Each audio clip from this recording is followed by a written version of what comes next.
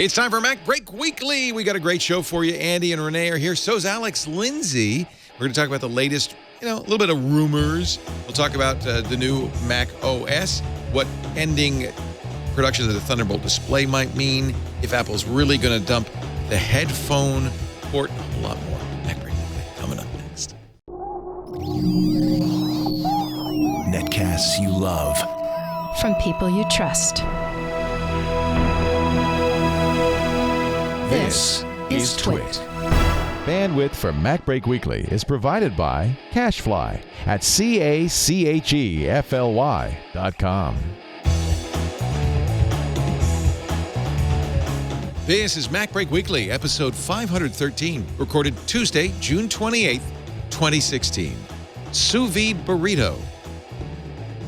MacBreak Weekly is brought to you by Blue Apron. Blue Apron will send you fresh, high-quality ingredients to cook delicious meals with simple step-by-step instructions right to your door. See what's on the menu this week and get your first 3 meals free with free shipping by going to blueapron.com/twit. That's blueapron.com/twit.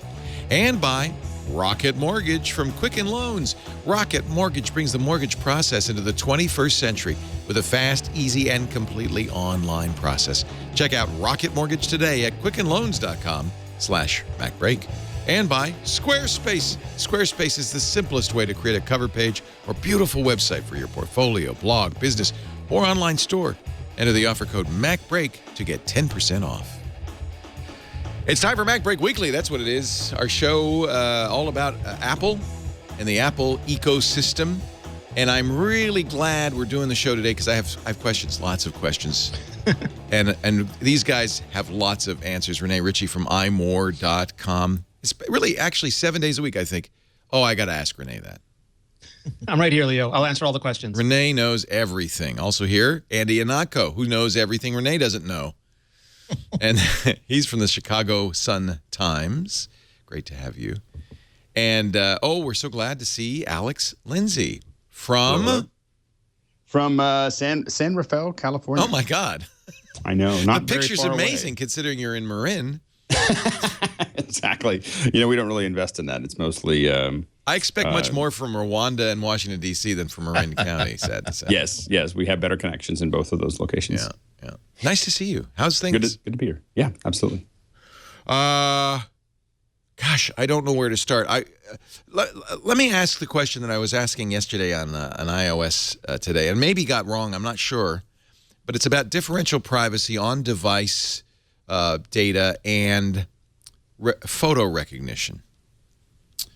And maybe, Rene, you can explain how this works. Apple hasn't really fully documented what is going to go on iOS 10, but they have said between differential privacy and on-device labor analysis, we don't have to violate your privacy in the way that Google Photos, for instance, does. Apple's Photos already will identify people, right? Yeah. That's that Rosetta stuff they bought years ago. And that's done not on the cloud. That's done on your computer. Yeah, they bought a company that was really good at that. And I'm blanking on the name. It was Rose something or other. Yeah. And they bundled that in. But then now, if they were to extend that to Photos today, if you did that, can you do that on iOS and Photos on iOS? You couldn't up until iOS 10. It would sync over the photos that you identified with faces on your Mac, but it wouldn't do any on iOS device. Wouldn't do additional recognition. Yeah. In iOS 10, it will. Yes. And it will do that on device only. Yeah, and it's not clear to me the process for all of that. So one of the things that's really key to understand on this is that it's in a beta, and Apple has made huge changes to the way that privacy and AI works in previous years. For example, in iOS 9, they announced this feature where they were going to start polling all your friends to see what apps they used most so that they could recommend those to you if you ever posted a question that had an answer in an app you hadn't downloaded yet. And they were doing all these different tests to make sure that it was public data and not private data. And they would sample a group of people people, and if all of them had similar data, then they would consider that to be public and not private. But then they came up with edge cases, and eventually I don't think that feature shipped at all. During the period of time between the beta and the release, they scaled it back once, and I think they scaled it back totally because they couldn't guarantee the privacy. So what we're seeing here is the same thing. They have these ideas, and they're in the beta, and they're tested internally at Apple, and now they're going out to thousands of developers. And I think that early data will sort of shape what Apple actually does with this, and then we'll end up seeing it in the iOS 10 security white paper. Because here's what I know from, and of course we have to wait for that white paper, and they've been pretty forthcoming with details in previous white papers, so presumably they'll tell us more. But here's what I know about machine learning, which is you throw mountains of data at it before it can really do things like recognize Pekingese dogs, and And what Apple's saying is we'll use mountains of data for our machine learning, won't be your mountain of data. It'll be general internet Pekingese dogs, not your specific Pekingese dog. So the reason the edge case for me is face recognition is obviously that's got to be your data. It can't be somebody else's data.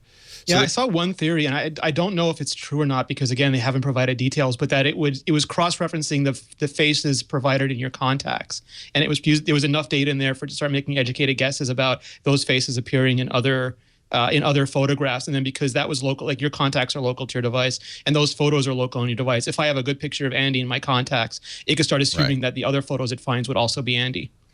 And in fact, it's my understanding also, and as you could tell, my understanding is weak, but my understanding also that face recognition is a different kind of machine learning. Recognizing a generic concept like Pekingese or mountain is much more sophisticated because there's all different kinds of Pekingese and mountains. But face recognition really is based on some kind of simple things like the distance, interpupillary distance, and how long your nose is. And so simple measurements there can be made quickly and easily with a good picture and then added to with several more good pictures to the point where you can be pretty confident in your face recognition. So it doesn't require the massive data. No, and again, it's because it's your data, and because Apple's silicon is so good, I think they can do billions and billions of processes very, very quickly on device. And the fact that face recognition, for instance, in Windows Hello works with just one picture tells you that it doesn't need masses of data. And it doesn't probably even need masses of computation. That's a much simpler thing to do than kind of generic recognition. I guess the important detail for me, and I'll open this to everybody, the important detail for me is the devil is in the details. It's all in the implementation. It's got to be good. You have kind of, and this is what Matthew Green, the cryptographer at Johns Hopkins, pointed out. You have a kind of a scale where if you make it more private, it's less useful. If you make it less private, it's more useful. And differential privacy is a slider. And so the question is, you can say I'm using differential privacy and still not do a great job in protecting people's privacy, or you can use differential privacy and not get a lot of useful data out of it. So here's what we know now. First of all, if you want Apple to start doing that, you will opt into it. So unless you explicitly say in iOS 10, please start looking at my data and giving me insights from it, it won't do that at all, right? That's what they're saying now, yeah. Yeah. This recode got some clarifications. I imagine you also guys have asked Apple and so forth. They also say they won't use cloud photos for image recognition. They're going to rely on other data sets. And then they were what's interesting is what they said they're going to use this differential privacy for. It will be limited to 4 specific use cases. I don't know if this is from the interview that John Gruber did on the talk show or where they got this, but new words that users add to their local dictionaries. So in other words, words you add to your dictionary might be added to other people's dictionaries minus the identifying information. Emojis typed by the user. So they're going to learn in this emoji replacement thing they're doing. They're going to get better at it by using, again, privatized information. Privatized information. I don't know what the word is. Privatized information. Deep links inside apps, as long as they're marked for public indexing, and lookup hints within notes. So this is a very constrained And that was the hard thing last year. The deep links is what really flummoxed them because they had a lot of things they wanted to do with it and just could not ensure the privacy. And I think that was a big impetus for developing. And Apple said themselves that they will use different degrees of this. For example, if we're in a bustling city, they don't have to add too much noise because there's so many different sample sets coming in. But if you're relatively by yourself on a farm, it's very hard to hide who you are. So they're going to be increasing the noise. And I think that slider is going to be applied a little bit dynamically. And I think it's also encouraging, although discouraging. It's encouraging and discouraging that they're using such a limited subset as they start. And they say, as we begin, and I think that's to make sure that they can do this safely and anonymously. By the way, anonymize would be the word I was looking for. Yeah, and that's very much par for the course for Apple. Remember the first time that Apple was allowing background processes to run, they would say, we will allow a third-party app to do the following limited things in the background, and it really had things to do with music playback, navigation, stuff like that. They weren't going to simply open up everything willy-nilly. Hopefully, this means that they're only going to let happen things that they feel as though they can manage very, very well, and then maybe they'll add to that skill set as they go along. This really is brand new stuff, and part of it is protecting privacy. The other part of it is just simply understanding exactly how you can deliver meaningful results. So it's possible that Apple is way ahead of the curve here in saying, well, why are we assuming that we have to compromise privacy to some extent in order to make this happen? It's also possible that they're trying to make the most delicious, absolutely succulent and yummy vegetarian burrito ever, which is going to please the people who care about not eating meat, but everyone else who is happy to not eat meat is going to say, okay, well, good for you. Right. You're very proud of this. Great. I'm happy that you're happy. But it's going to be in the results, not in the making the results. But clearly, Apple has identified a large sector of a large group of people who want this particular kind of privacy, and will be very happy with that vegetarian burrito. And they see that as a Well, I think it's also really part of their core branding at this point. So, I mean, privacy, so cutting kind of the new ground in privacy is going to be something I think we're going to see over and over again from Apple. This is, part of what they're really pushing as far as their marketing goes. Yeah. I hope that works out. But remember that a tactile keyboard was part of BlackBerry's core branding. And again, they made great tactile keyboards, but it wasn't necessarily what people were caring about 5 years later. Yes. Yeah. I mean, as the only component, probably so. I mean, I think the two things were absolute privacy and, for BlackBerry and tactile keyboard. And those things have still kept them. I mean, I just saw a bunch of them last week, a bunch of BlackBerries, and in certain sectors of the government and so on and so forth. There's still a lot of BlackBerries. That's an excellent point, though. I mean, that you make, Andy, which is they are giving up something here. And it may be something, maybe most people want carnitas. Well, it's just that I think that privacy is not an absolute.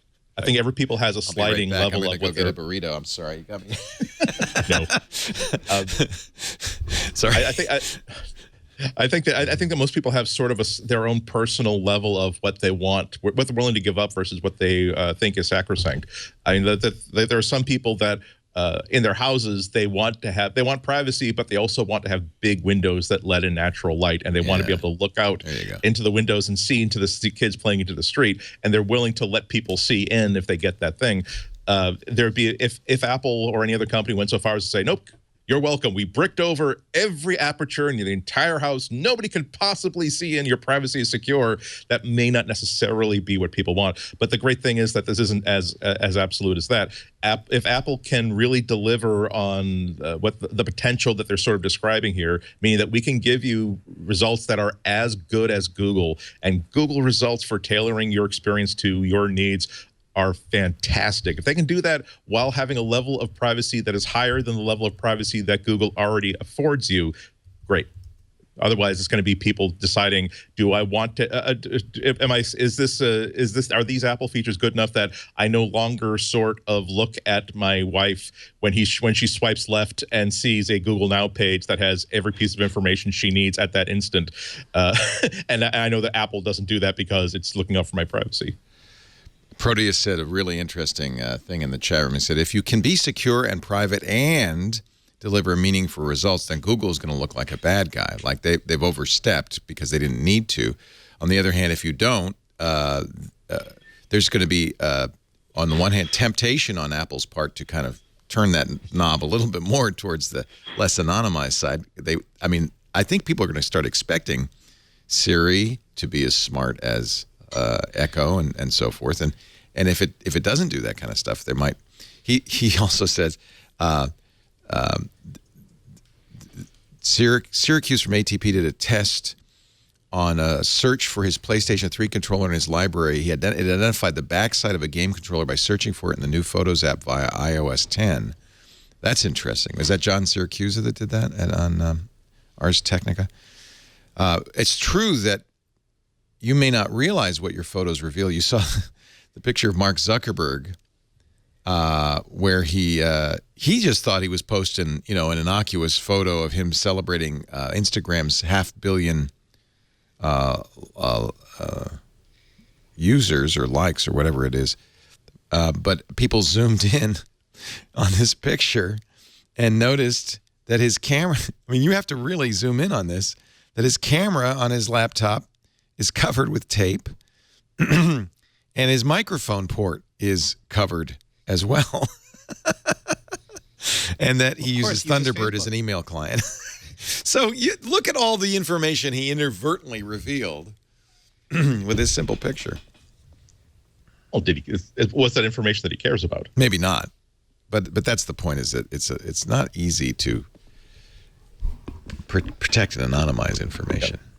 Well, I mean, I think that the big thing, I think the most important part of this revolution isn't necessarily Apple or Google doing more things to introduce privacy and secrecy into their features. I think it's mostly people being aware of how much data they can leak out. Like situations like this, one of the reasons why I have my set up the way I do is because I want it to look clean, and also I want you to not see how messy that corner of the office is. Right. But another one of those things is that I don't want to accidentally have left a device out that I should not have, or a present from somebody that that's not necessarily for public consumption. The fact that I've got a studio with lights and a camera means that when I'm in this room, I'm very aware. Yeah. And I think there's going to be sort of a subconscious use of that as people go out and about in the world from now on. We used to have a sign somewhere in very fine print. I guess it's still over there that says, "Hey, if you're in this studio, you're on the air." Don't tell your boss you're going for lunch. Yeah, right. It's definitely one of the things that I think about when I post. I post everything publicly. I don't post anything privately, and mostly it's a mindset. I started when Path came out, and I started posting stuff that was more, of my kids or more personal, and I just decided I don't know if I want to, I just don't want to get into that smart. I got bit. Thinking that it was safe. I got bit because I was following somebody on Path, and I mentioned something they posted on Path, and I had forgotten that was a more constrained social network. I thought this was public knowledge, and the guy got mad at me, and rightly so. Right. Yeah. And so I just like thinking, if I'm going to post something or I'm going to do something online, I'm okay with that. Being public. Like I think about it all the time. I think about it fairly constantly. Like, should I, do this search? Should I, it's one of those things. Like I know I'm building a profile somewhere, and so it's just a matter of thinking through that process. All right, we're going to take a break and make you even more hungry. Andy Ihnatko is here, the king of the metaphor. You're so good at that, Andy. But your burrito got me going. That's Alex Lindsay from the Pixel Corps. King of audio, video, and all. Now I'm out of order. There's Andy Ihnatko. Now here's Alex Lindsay. Sorry, Karsten. I'm really challenging you here today. Why don't you blend them together, see what the face recognition algorithm says. Alex Lindsay. Oh, look. Move over a little bit. Oh, they're the same person. Oh, my God. Actually, your metrics are exactly the same. That's why Andy wears a hat. So is there like a White House face scanner that I could blow past? Interesting. Shave the mutton chops, you never know. Oh, so that's not worth that. No. Let's not go that far. And from imore.com, Mr. Rene Ritchie. We're going to talk about speculation in a moment.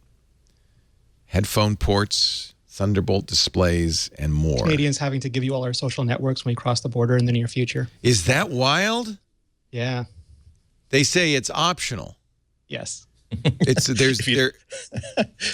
like when you get pulled over by a cop, declining the cops. Can I look through your trunk? That's optional too. Yeah. That means that they would say that you're perfectly fine. Why don't we wait here for 2 or 3 hours until we get a court order to bring some guys over here? I'm going to be so much more careful with my jokes on Twitter. Is this so? This is in the but the customs form as you cross the border in the U.S. It says, what is your online presence? Give us your Give us the links to your online presence. And of course, that's all. I'm sure that's all driven from extremism. That they're trying to. Yeah. Yeah, we want to see if you have any extremist tweets. I post extreme food pictures. That's okay. So, what are all these watch bands? Is it some sort of color code about signals? Rose gold. What does that really mean? Americans watch bands. Yeah. Will you fill that out or just ignore it? I don't know. I guess it depends how it's presented to me. I'm on Nexus. I'm probably gonna next time. Oh, you won't see it then. It's probably gonna be demanded of me next time I renew my Nexus card. You won't see it. Oh, maybe it will, like in the pre-interview. Yeah. Holy cow! I can't say it's a bad thing, but it does feel a little intrusive. It feels a little bit like, I'm sure there's great information, but it also feels a little bit fluffy because I think most people are just What's your Twitter account? On social network. They're not. This is a proposal submitted by the U.S. Department of Homeland Security. Please enter information associated with your online presence, and then it provides room for provider, platform, and social media identifier. On Twitter.com, I am at terrorist, and then at lonelyboy97. Lonelyboy97. Well, but I don't understand. Like, it wouldn't take very much to find that information. I find it odd that they would. Like, if it was really a security concern, it wouldn't be very hard to find it. I guess the other thing they'd be looking at is they could be looking at how many things you bought overseas, and then you came back and you tweeted it, and this is all. Yeah, did your Twitter stream line up to your customs declaration? Yeah, exactly. Sometimes or if you say I'm going to do some work. I'm going to do some work in Vancouver or in Australia, and so you say that, and then you show up and you say, "Well, I'm just here for tourism." That becomes more complicated. So beyond just the extremism, there's definitely other things that they could be trying to do there. Yeah. You could just say, I don't have a Twitter account. I don't have a Facebook account. But then would you be lying on your form? Oh, yeah. You can't lie. Or can It's always the lying that gets you, Leo. It's never the crime. It's the lies that you try to use to cover it up. Well, there is a little bit of a chilling effect. It might really change what you say on your Twitter and Facebook. Well, absolutely, and Alex is right. It's like they can find these things so easily. Like it's a little bit extra galling if their attitude is now like, I don't want to get out of my chair. I'm gonna just hold the knife right here. Could you just run at it really fast but throw it high? Okay, here we go. Wow. It's like, no, if you. Anyway, it is only a proposal, and I guess you can comment if you want. It's docket number USCPB-2007-0102. Proposed collection, comment request. Can anybody comment on these? It's at the federalregister.gov. Please leave your email along with the yeah, and your social connection. I think it's really bad. I don't know. I don't think it's I understand. I don't want to get in this. Yep. I just feel like it's going to get harder and harder to leave the country or go. And for you, Rene, you're going to be stuck in Montreal. Yeah. You poor fellow. We're pre-connected. Our show today brought to you by Blue Apron. Blue Apron's mission to make incredible home cooking accessible to everyone, supporting a more sustainable food system, setting the highest standards for ingredients, and building a community of home chefs. What's wrong with that? And toward that end, they want to give you your first 3 meals free. Blue Apron, we've talked about it before. I love Blue Apron. These refrigerated boxes come to your door. The problem is, I love to cook. It's fun, but it's intimidating, right? You always, and I end up cooking the same 4 things over and over because I know how to do it. And then there's the shopping issue. You're tired after a long day of work. You want to go to the store and pick up ingredients. Well, what a great feeling when that Blue Apron box is on my doorstep. I open it up and everything I need, exactly what I need, no more, no less, is available. I open it up. The meats are fresh. The fish is fresh, never frozen. The produce is from local, sustainable farms. It's delicious. And it's a recipe I may never have thought of cooking, but they make it easy. They give you a beautiful recipe card. There's even videos if you have questions about techniques online on the Blue Apron site. They deliver now to 99% of the continental United States, but you can find out at blueapron.com/twit if they can deliver to you. And while you're there, check it out. Look what's on the menu this week. Empanadas de picadillo with tomato, cucumber salad, and lima beans. Wow, that looks so good. How about ginger pork burgers with black bean mayo and furikake dressed green beans. I don't know what furikake is, but you're going to learn. And that's the beauty part. You're going to use ingredients maybe you've never even used or thought of or heard of before. And then you'll say, oh, yeah, I love that stuff. I love that furikake. I'd like some more. Cavatappi pasta and arugula pesto. Oh, this sounds like a great summer meal with summer squash and ricotta salata. It's so much fun. And if they have plans for couples, but also family plans with kid-friendly ingredients, and that's a great way to get your kids cooking and build the bonds and sit down to a meal and talk. Look at each other. It's incredible.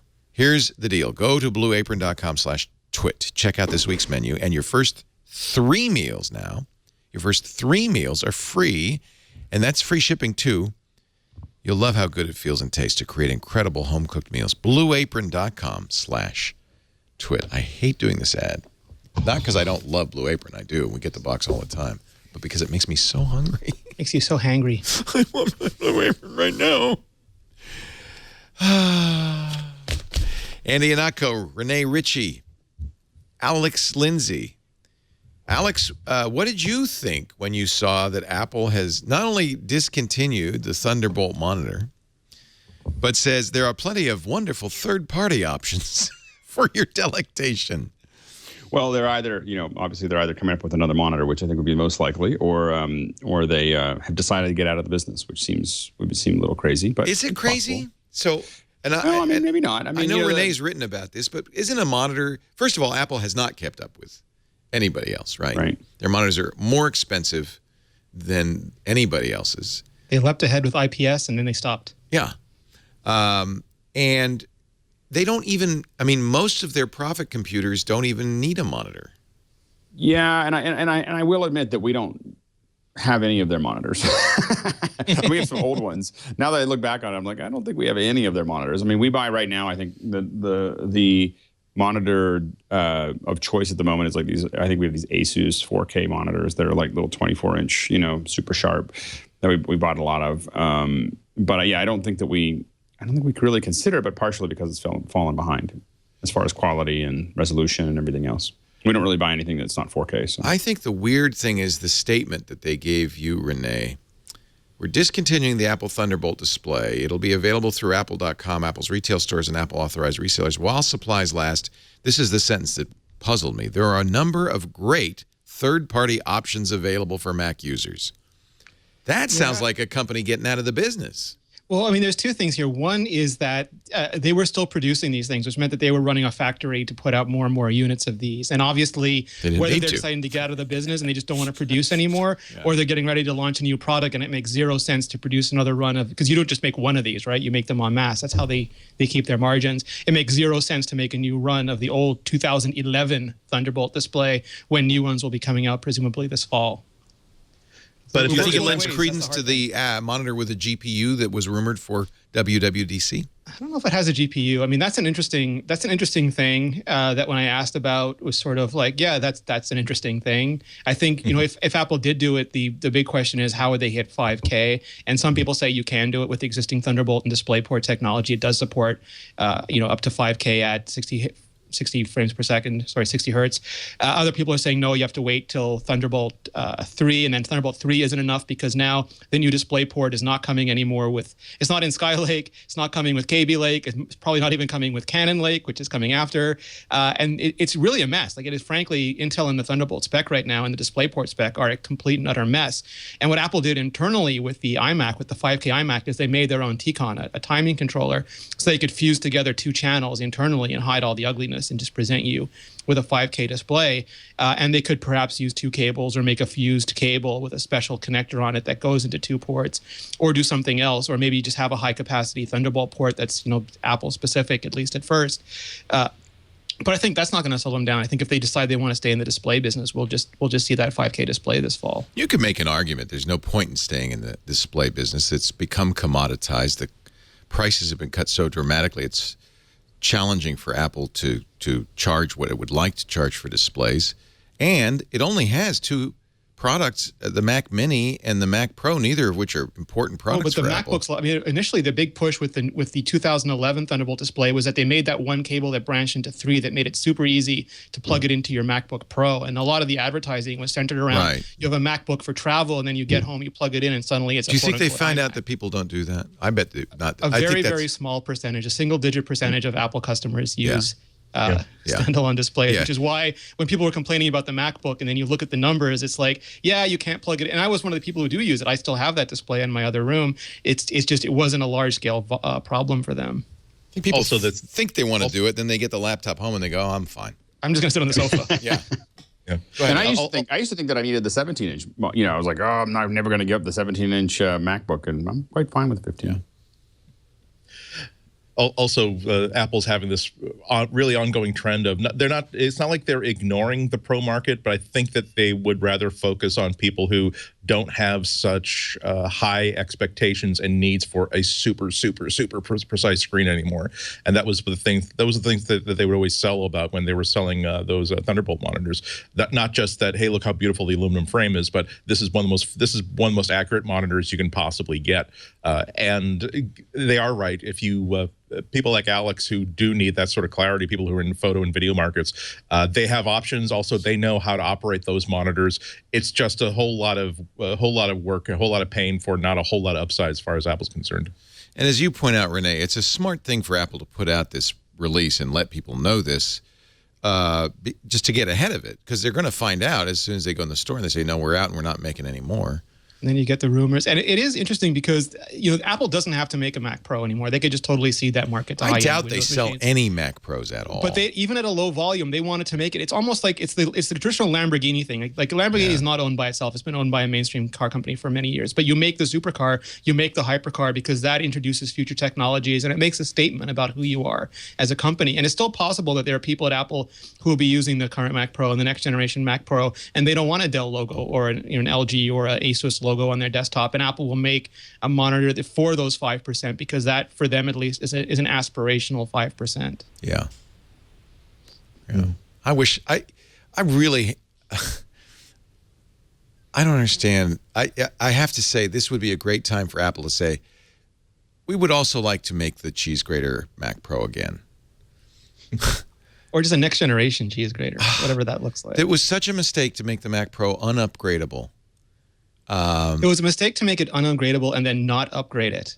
Right. And granted, Xeon chips don't come out every day, but GPUs, they're way behind. Yeah, Mark Larman said this really well the other day that you can update the GPUs almost constantly to stay ahead, and that would give you a refresh cycle. And granted, it's probably not practical to do it all the time, but at least the market, the pros that use these devices would want. At least that's what they want, right, Alex? Am I wrong? Well, I mean, you can also, I mean, there's a lot of external peripherals that you can add to the. But that's a terrible solution. It is to some degree, except that it's one of those things that you don't have a huge beast that that has to support cards on your desk. So you can have something that's much smaller and more compact. But I have to admit that even for us, for heavy GPU, we have a couple of machines here that have three GPUs in them, 3 and 4 GPUs in them, and for those are all, of course, Linux machines from our perspective. Right. So, we don't really look at the Mac Pro as the heavy duty hardcore, computer that we need. We use it for the specific things we need, mostly editing, photo editing and video editing, and some VR work. But outside of that, we primarily focus on the bigger Linux boxes to do most of our hard work. I had a call on the radio show on Sunday from a guy who's a video editor. He said, my client's more and more demanding 4K. I bought a Mac Pro. I bought it, whatever is 12 core, the most cores I could get. He probably spent $8,000 on his Mac Pro 2 years ago. He says, is there an upgrade path? Well, I don't think, I guess I don't feel like for 4K, we do a fair bit of 4K work, and our Mac Pros definitely can edit those. That's what I told him. He said, but the frame rate isn't great. I'm not thrilled about it. Well, I guess the question I have is A, what is he trying to do with it? And B, maybe we're doing something simpler. We do a fair number of layers, but for us, the real limiter is drive speed. So it's not typically the computer itself. Yeah. You can get external GPUs Yeah. for the Mac Pro on the Thunderbolt, but it's only Thunderbolt 2, so that's I can't imagine that that's going to be as good as putting an internal GPU. It's a 30-year-old machine, Leo. Yeah. Yeah, but I think that drive speed becomes very important in those environments, as well as like really thinking about what you're looking at and when you need to look at it that way. I mean, you have to remember that the Star Wars that I worked on, Episode 1, was all edited in AVR 6. I know. So I mean, it's like everybody has to see every pixel when they're cutting the edit. You're like, okay, well, you don't really need to see all of that. So I mean, I understand the need for that. At some point, I got to be able to render out something and take a look at it and make sure that it's right. But there's a whole lot of infrastructure that you're adding that it's questionable as to whether that really makes you cut faster than just. Well, but even the internal SSD on the Mac Pro is now ancient technology compared to what you're getting on an iMac, for instance. But we don't use the internal drive for any computer that we have to do any work. Right. Like it holds the applications and it holds some basic communication stuff, everything else. But when we're doing real work, we want to. But you're limited then by the Thunderbolt 2 throughput, which is fast enough, I guess. Or Ethernet, I guess. Yeah. I mean, when we get to 6K, 8K, which we're not at right now, those things will become much more of an issue. But 4K, is still going to be good for the next 4 or 5 years. So you years. can limp along. The question really is, where is Apple's heart on this? I think this is the last one. I mean, I think that. I don't have any. I think that the Mac Pro is probably, they may do one rev to it, but I think they decided to go all out and build this last design. But the cheese graters lasted for a long time, and I don't see any reason why Apple is going to. When you look at how effective and how powerful the iMacs are, we have a couple. We have probably 3 or 4 of the Mac Pros, and everything else we get are Mac. We have a lot of laptops and Mac Minis. But for work, the iMacs are plenty, for almost everything you'd want to do. So I don't know if the Mac Pro makes sense. I don't think they're going to make another one. I don't think they may upgrade the internal components at one point. So if they don't make a Mac Pro, then the external display seems almost really not an important It does feel, though, that if you make that Mac Pro, it's sort of incumbent on you to upgrade it for the people who do want that technology. I think that they should upgrade it. I think that a component upgrade, I wouldn't be surprised in the next year if we saw some kind of component upgrade where we, there are bits and pieces of it, a new version that has it. I don't know if they're going to actually, I think that they promoted that you could upgrade components of those things, but I could see them revving it, but I don't think that we're going to see another form factor from Apple ever. Yeah, I think they designed the Mac Pro to be a Mac Mini Plus. Really, it's the ultimate expression of the Mac Mini. I don't mean that as a way to denigrate that product, but if they really wanted to assess, the needs of the power users who are turning CPU horsepower into money with every day of their lives, I don't think that's the sort of thing they would have made. I like Rene's comparison to the Lamborghini. I would probably compare it to a Ford GT, because Lamborghini they'll make what, like 400 or 1,000 copies of a car, and they'll sell them for hundreds of thousands of dollars each. I think Ford has the Ford GT, which is the aspirational model. It shows that, hey, look what we can do, that has the Ford nameplate on it. And as Rene says, it's technologies we can try out at a smaller scale and then introduce into other models as we go along. And these are all really nice things. And also the idea of having a really beautiful object as a computer, that's also a really fine goal. But there are so many goals that go into the design of any computer, and I just don't think that making pro-level users, again, non-consumer grade users, happy is really what moves Apple these days. And again, that's not meant as a slam of any kind. You have to decide what moves you as a creative person, and for Apple, it really is consumer-level sort of technology. They abandoned the server market. I don't see any reason why they might not abandon the server market. They're dropping pro apps left and right. Who knows when Final Cut X is going to be killed? They've pretty much abandoned all the other consumer desktop apps. So I think they're saying they tell us, Apple always, for years, they've been telling a story about themselves through the devices and the stuff that they release. And this is the next book, not just the next chapter, that says that we thank you professional designers for helping us to get through the 1990s and getting us back on our feet. Good luck to you. We love you.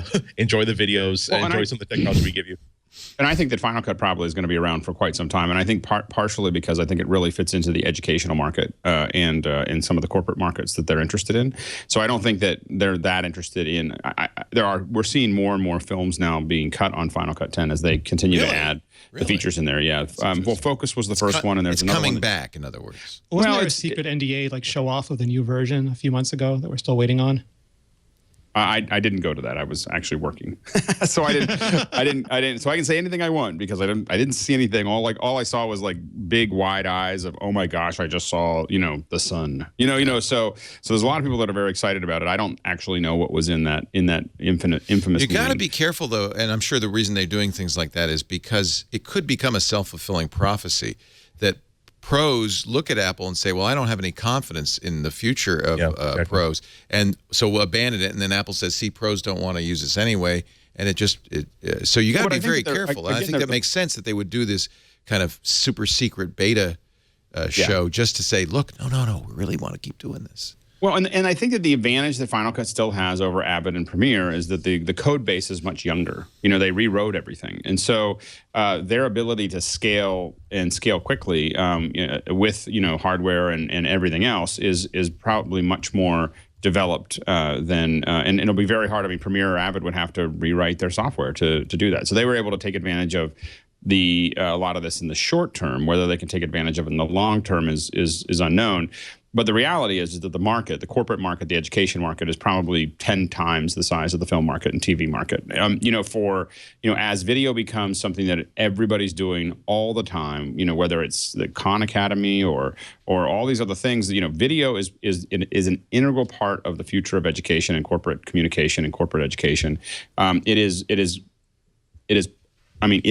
half of it, if not more, of what these corporations are working on. And so, there's huge, and I think people just don't really grok the massive divisions in these companies.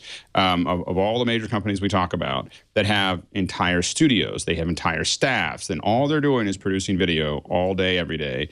They're producing it for their internal employees, they're producing it for their consumers, they're producing it for marketing. And so that market is massive. And it doesn't mean that Apple... And are they still using Macs?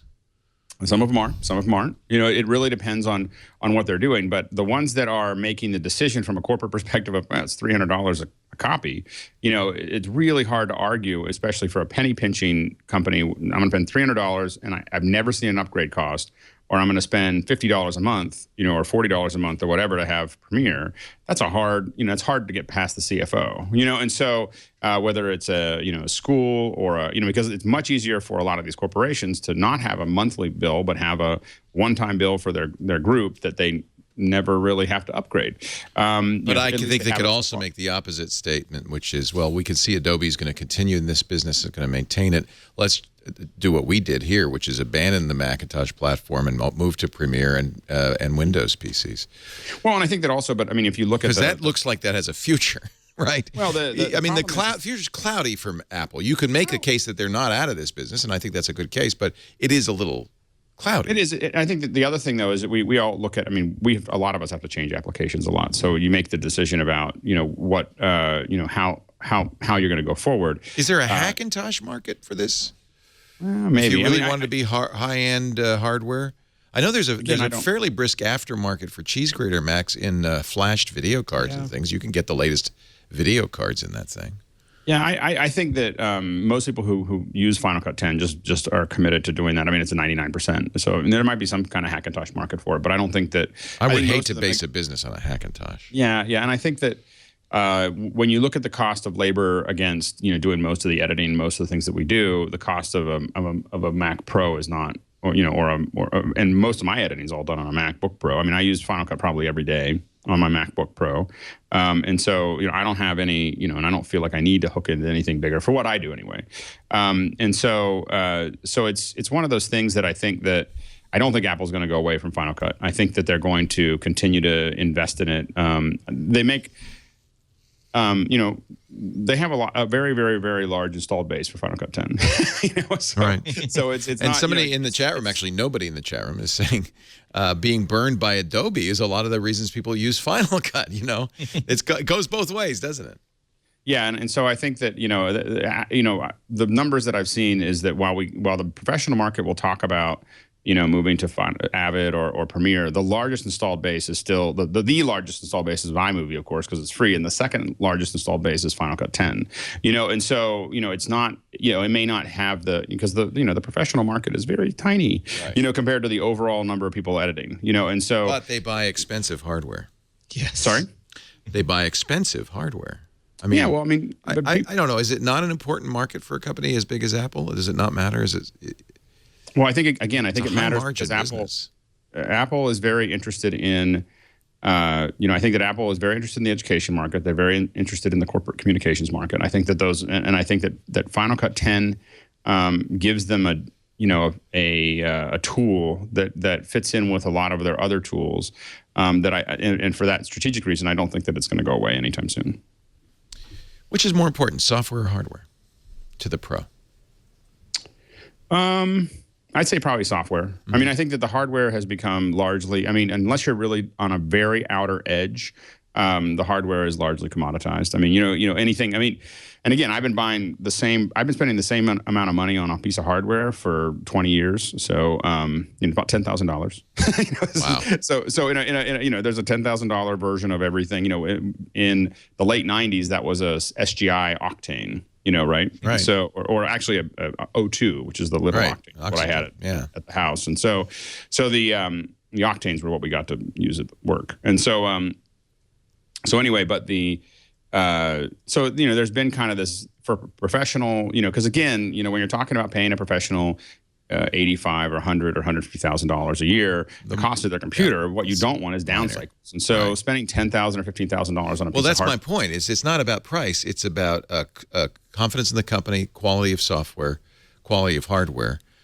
And you're saying it doesn't matter if they don't update the hardware. At some point it does, though, right? Because it does eventually. I mean, I think that they definitely have to upgrade it, occasionally to do that. But a lot of us have used that. We use the cheese graters for a long time. I got many people still are. Yeah. Yeah, and so we kept them going for quite some time. And again, it did need to eventually. I mean, it eventually became a limit to where those are going to go.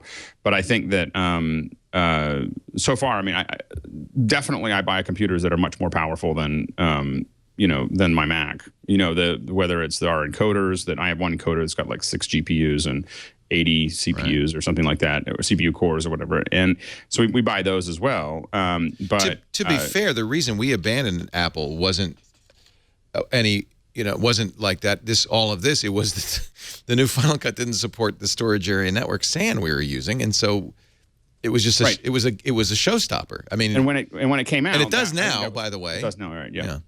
Yeah, so I think that, and Apple, was very conservative when they started. They brought it, they pulled it back, and they didn't have a lot of features that a lot of us expected. And then they've added most of those back in, and now I think what we're seeing is they're in the process of adding a lot of other things to it beyond what we originally thought we needed. And so, I think that there's a lot of, I think there's a long way for it to grow. I don't think it's going anywhere anytime soon. Okay, good. And the pro market also includes developers, and that's very important for Apple. And they use multiple monitors and a variety of displays. Although I think they like the bigger displays than Apple's 27-inch. Well, a lot of the programmers that we work with really like two displays. Right. I mean, those guys are just fiends for resolution. You need real estate and you need high res, right? And size. They just keep on going. It's yeah. So yeah. Well, and when you see these 34-inch monitors now in commonplace monitors and half the price of the Apple Thunderbolt, you can see why Apple's maybe just saying, I don't know. What do you think, Rene? You think this is abandoning the market, or you think it's clearing it out for the upgrade in the fall? It's so hard because this could really go either way. And I clearing the deck obviously gives them both those choices. I think Apple as a company, though, they still believe, it's sort of like, they believe they have to do music. And I think there's a component within that company that just loves the Mac. And if they can produce enough of them, and people will pay a premium. I mean, it's well established. People are still buying those Thunderbolt displays, even though they're 5 years old and their sticker price is no reflection of what market would dictate. So there are people who would buy them. And if Apple could make one, especially if they could do something like a really good quality 5K display and push us forward again, especially if it had things like DCI IP3 color, like wide color gamut, and other things that they can do at Apple scale that suddenly that the Dells and the Asuses will rush to embrace. I think it is aspirational, and I hope Apple really does continue to do it. Well, and that's also one thing we didn't really address is quality of the monitors. And I know historically for a long time people said, well, Apple monitors are more expensive, but the color gamut's wider, the accuracy is much better. Is that still true, or is that they individually color calibrate a lot of their stuff? And I don't know if True Tone would work on an Apple display, but that's the sort of technology I'd be super interested in seeing. Even if you could turn it off, but just in some places, like you're sitting there and it's not blue, it's not yellow, it's actually matching what your ambient room is. Some people are speculating, oh, this is just because Apple's going to do a television set in the fall. That's crazy talk. As far as I know, that project is still up on cinder blocks in the Apple parking lot. They drained the oil. But to that point, there are a lot of lines in HP, Asus, and a lot of the other makers where you can buy like the normal version of a certain monitor for X dollars, but for an extra 75, it will include a piece of paper that says that this has been specifically calibrated. Here's the report. Right. And so if you're a big shop, of course, you calibrate them yourself anyway. So exactly. It's I think it's an interesting conversation. It really speaks to the soul of Apple, and not so much about any individual product. That's of less interest than, well, what does Apple see itself as, and where does it see itself going? Yeah. And it's also cool because sometimes it could be just about anything, but also oftentimes Apple realizes that we're the only company that can do this right now because we're the only people who thinks that this is important today, and we're the only people who can spin up manufacturing on an item like this. So they will manufacture screens to that specification and package and sell them that way. And then a couple of years later, or 5 years later, everyone else in the industry catches up, and now there's really no need for them to make this anymore because now it's one of 7 or 8 or 9, and it doesn't fascinate them the way that a new watch will. So, all right, you said something interesting to me, Alex. I don't want to make this a Linux conversation, but you said you're using Linux boxes?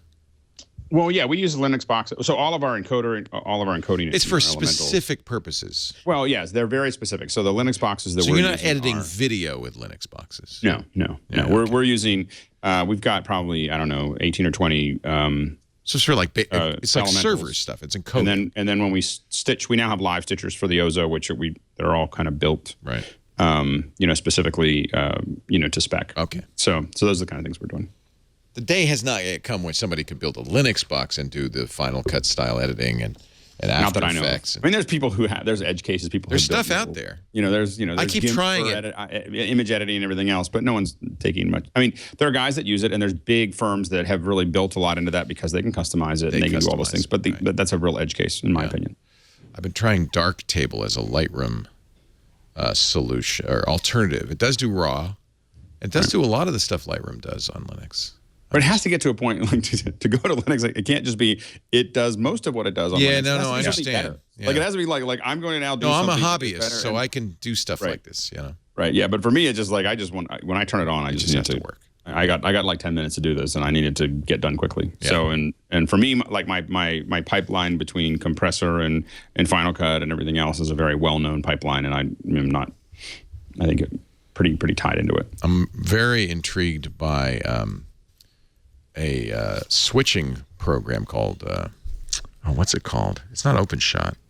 There's a new switching kind of TriCaster style switching program for Linux. I'm kind of intrigued by, but I can't make our staff build a Linux box and start using Linux switch. I can't. I would like to, but I can't. But I was thinking, if you were a small podcaster starting up with video, and you wanted to kind of really go the open source route, it's interesting. That'd be an interesting There's tools out there. I mean, I think that for me, always we look at stability. For us, we look at stability and how many man hours I'm going to put into something to build that out. And so we prefer low level, and we're not low level, but fairly low level hardware to do most of our work. We don't want Windows or Linux or Apple or anything else to be tied in between our video signals. But and also just you end up spending a lot of time. If you're a hobbyist and you have the time, or you're getting started and you have more time than money, then that's always the decision you make is to go ahead and fiddle with it. But I've watched a lot of people who have asked me for advice around podcasting and watch them just go down this path of they're going to build all this stuff themselves and they're going to do all the that's crazy talk. It's so much time and money it ends up getting invested in something that kind of works. But if you would get a chance, look at Open Broadcaster software. This is the one. Thank you. OB. Oh, OB. Yeah. We have played a little bit with it. I think it's got a pretty good activation for Facebook Live, where people have been playing with it for that. And it's free. And it's free. And it works. It doesn't work in my pipeline because we administer our elementals from all over the world, so we don't really. No, that's why I think it'd be for somebody small who's. No, I think it's great for someone small who's putting something together. It's very flexible, and you can. It's definitely producing a relatively good. I believe, if I'm correct, it's FFM based. It is. So, I think it's kind of. It's almost a front end for it, right? Yeah. So I think that, and that's a industry standard, way to do that. So I think it's a great one to look at if you're doing stuff on your own. Yeah. But there's also you can take for nowadays, if you want to stream to Facebook or to Facebook Live or YouTube or whatever, you can get a Teradek, for right. But if you're a Twitch streamer and you're doing Let's Play videos, apparently a lot of Twitch streamers are using OBS Studio now. Mm-hmm. It makes sense.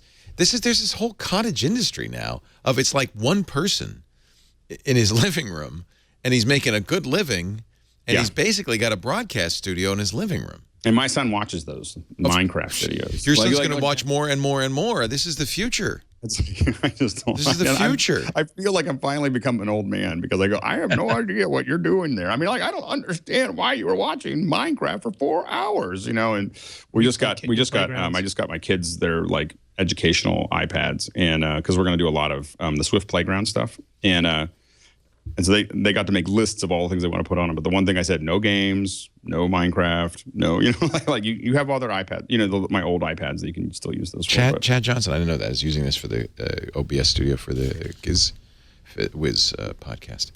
I feel like we're in a new world, and it's I remember you remember Alex Bennett. I know Alex, Lindsay. There was a San Francisco radio broadcaster, Alex Bennett, who was kind of a poor man's Howard Stern. He kept getting fired.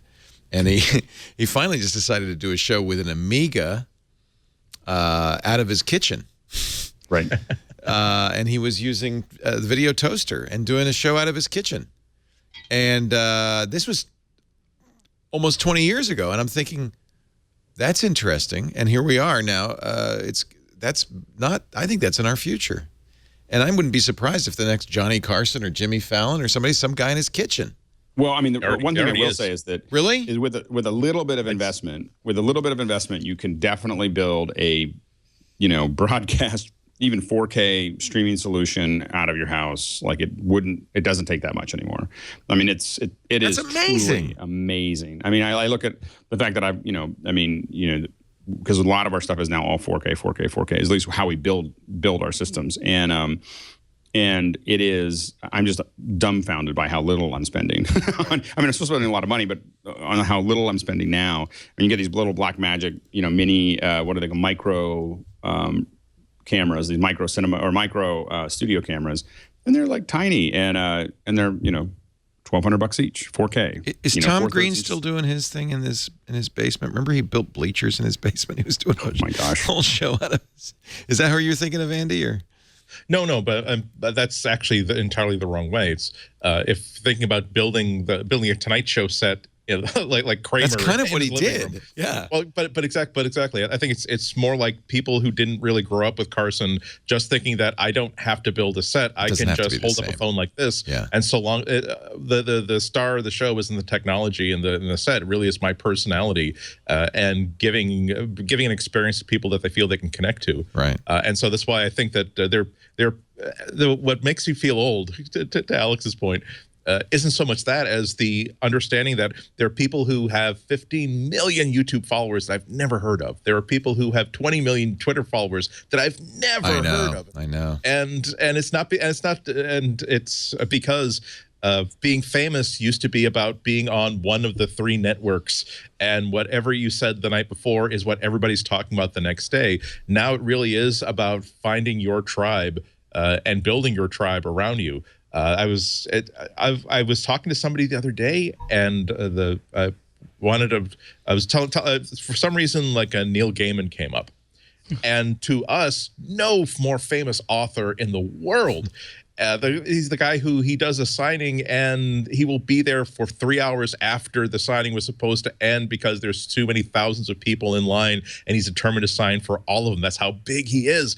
And yet this person who is only about 10 years older than me didn't know who he was. So there's a difference between what celebrity is today and what it was before. And people can now make an excellent living while still being able to go food shopping and not being bothered, maybe not being bothered by many people unless your kids are with you, you know. Let's take a break. Come back with more Andy Ihnatko, Chicago Sun-Times from imore.com, Rene Ritchie, Alex Lindsay from the Pixel Core. And the best thing to do with Alex is follow him on Twitter at Alex Lindsay, because you never know. He'll just like say things on Twitter like, "Oh, in an hour I'm going to do a Final Cut." Just now. Okay, we're working on getting better at this. By this fall, we finally. No, that's better. That's the way to do it. But yeah, but no. Why should you do anything better? I mean, different. Why? That's old school. This is welcome to the VidCon era. Yep. Must follow. Must follow. Our show today brought to you by Rocket Mortgage. Here's another example of an industry that was kind of still in the 19th century until very recently. In fact, it is with most mortgage brokers. Rocket Mortgage is taking it into the 21st century with a fast, easy way to get a mortgage or refi. And here's the part I love, completely online. It comes from Quicken Loans, so you know these guys really know what they're doing. They're a great provider, but they've decided, look, we're going to take all the complicated, time-consuming parts of applying for a mortgage out of the equation.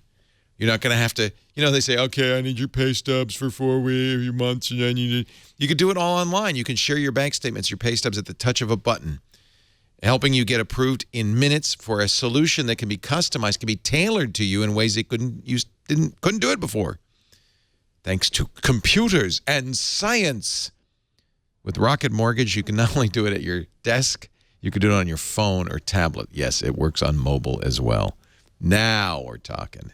Quick online process you can manage in the convenience of your couch. We were doing Windows Weekly the other day, and one of our, I can't remember who it was, one of our guests said, oh, yeah, he didn't even know. He said, oh, yeah, I just did that.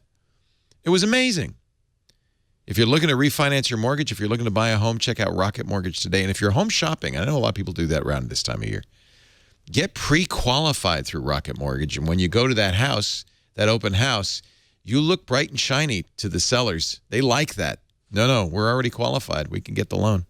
They like that. QuickenLoans.com/MacBreak. They're, of course, an equal housing lender licensed in all 50 states and MLS. ConsumerAccess.org, number 3030. Rocket Mortgage from Quicken Loans. Go to QuickenLoans.com/MacBreak. We thank Rocket Mortgage by Quicken Loans for their support of MacBreak Weekly. I love doing ads for companies that are saying, we're not going to do it that dumb way. Yeah. We're going to do it the modern way. The modern way. Now, sometimes you could be too modern. As an example. Now, and I acknowledge it's a rumor, but the rumor is Apple will take the headphone jack out of the iPhone, the next iPhone. What? What, Leo, what? Okay, this rumor's been around for a while, but as we get closer and closer, over a car. as we get closer and closer, I think this gets more and more credible. And also, to add to the credibility, Motorola just did that with their Moto Z. There's no headphone jack. I had a bunch of HTC phones that didn't have headset jacks for years. Yeah. What? They had this little dongle you'd put on the bottom of the USB. I think they were Windows mobile phones, but there might have been a couple others. And you'd put this little USB dongle. It was a breakout, and it would go to like a headphone jack and then a charger and other stuff. Nilay Patel writing in The Verge, taking the headphone jack off phones is user hostile and stupid. Have some dignity, he says. John Gruber responds at daringfireball.net saying, hey, that's what people said when Apple took the floppy disk out of the iMac. Times are changing. Well, I think that one of the things every year that takes out the headphone jack, like just for the last. So do you think they won't do it? No, I mean, at some point they'll do it. They'll do it. Apple tends to make changes when they believe that they can provide a better sort of a technological leap forward. So it's why the dock port was a horrible port. They had rewired it, for FireWire and for video and for audio, and it had just become unbearable. So they switched to Lightning, and people complained, and now we use Lightning. I mean, the biggest problem with the switch was that Apple utterly failed to have adapters ready for weeks afterwards, which was just incredibly bad. But the change itself ended up moving us forward. And for the last few years, they've been prototyping shipping things without headphone jacks, because when you remove the headphone jacks, the internal volume, and there's other things that you can do with it. And one year, maybe this year, they'll ship it. And whichever year they ship it, we will be incredibly upset. And then 3, 4, 5 years from now, we'll probably barely remember there was a headphone jack. I mean, I know we were upset with the 30 pin to Lightning, but does anyone ever want to go back to the 30 pin? I mean, I look at those when I find them laying around my house at some point. I look at them like, oh man, that was really unhappy life, compared to these small little connections. And I think that the hard part for Apple is that you could theoretically try to do it softly, which is that we're going to release all these great products that are now using Lightning and or Bluetooth. But the problem is can you build up enough demand to make it worth making lots of those? If you do it by taking the headset away. If you do it gradually, of course, in a year, we all know that the headset's going to go away. But are people going to get enough sales out of it? So then by taking the headphone away, you kind of force everybody to go down that path, and it could have a negative impact on the number of people that upgrade because they just don't want to go down that path. I think that's the big people like me that have invested a lot in headphones, might be a little more resistant to upgrading on this round, which could be billions of dollars for Apple. Yeah, I mean, I did write something and then decide not to post it because I don't want to respond to a rumor, especially if it's something I'm going to. If I feel the need to say something rather dramatic, I shouldn't say things like that about things that may or may not actually happen. But I didn't read Gruber. I did not read Gruber's piece. I disagree with the headline because I don't think the two situations are in any way analogous. This rumor has been around for such a long time, and it's been spiking in the past 2 or 3 months. And so at least for the past month, in addition to all the other things that I sort of spy on other people for when I'm in public, I've been sort of trying to add to that list what kind of headphones are they using. And I rarely see people on buses, on trains, in public parks, all these other regular public places using Bluetooth headphones instead of wired ones. People tend the world that I've been observing is one in which people tend to buy cheap $10 to $30 wired compact headphones and use that as their daily listening thing. So if Apple were to suddenly say every single version, every single iOS running 2016 model iPhone is not going to have a headphone jack. You're going to have to either buy special headphones or you're going to have to carry a dongle. I think that would be quite premature at this point. It's not as though people are moving away from wired headphones so far. Bluetooth is simply a way of connecting audio to a phone that is useful for some applications, but not at all attractive in most applications. So I think it's like a when they introduced the new iMac, it wasn't just that they deleted the floppy port. Remember that they switched from ADB to USB. That was a different sort of thing because all it required, everything was moving to USB anyway. All the future devices that anybody was going to buy for any platform, if you wanted to buy a mouse or a keyboard, it was going to be USB. That was very consumer positive. Also, you switch out. It's not as though you go through lots of keyboards and mouses. You probably use the one that comes with the device, and if you don't like it, you will buy a replacement once and that's it. It's not like leaving the house, I don't have headphones. Oh, thank goodness. I found another set of headphones in my glove box. I'll use those ones instead. I just think it's quite premature. And if Apple were to introduce headphoneless iPhones this fall, I've kind of stuck for an answer as to how they would present this as anything for a look. We now have more volume inside the iPhone to work with, and look, we have one less component that we have to pay for. No, they're going to say something. The sound is now going to be 20 times better because the DAC is outside of or something. I'm trying. The real reason this is an issue. We can ignore it when HTC does it. You can ignore it when Moto Z does it because there's many choices, but only one company makes an iPhone. Yeah. So it changes it for everybody. Yeah, and I don't want to say that people should just ignore it because when you do see something in the Wall Street Journal, you should. This is the best time to express your concerns because if you say wait until Apple goes up on stage and makes their case, by then that iPhone is done. That's shipping. Like no matter what you say after that, that iPhone is already shipping. And there have been cases where Apple backtracked, like with the buttonless iPod Shuffle, and they went back to buttons. But that's you had a year of a buttonless. The other thing that worries me is it buys 3 or 4 more years for the Lightning port.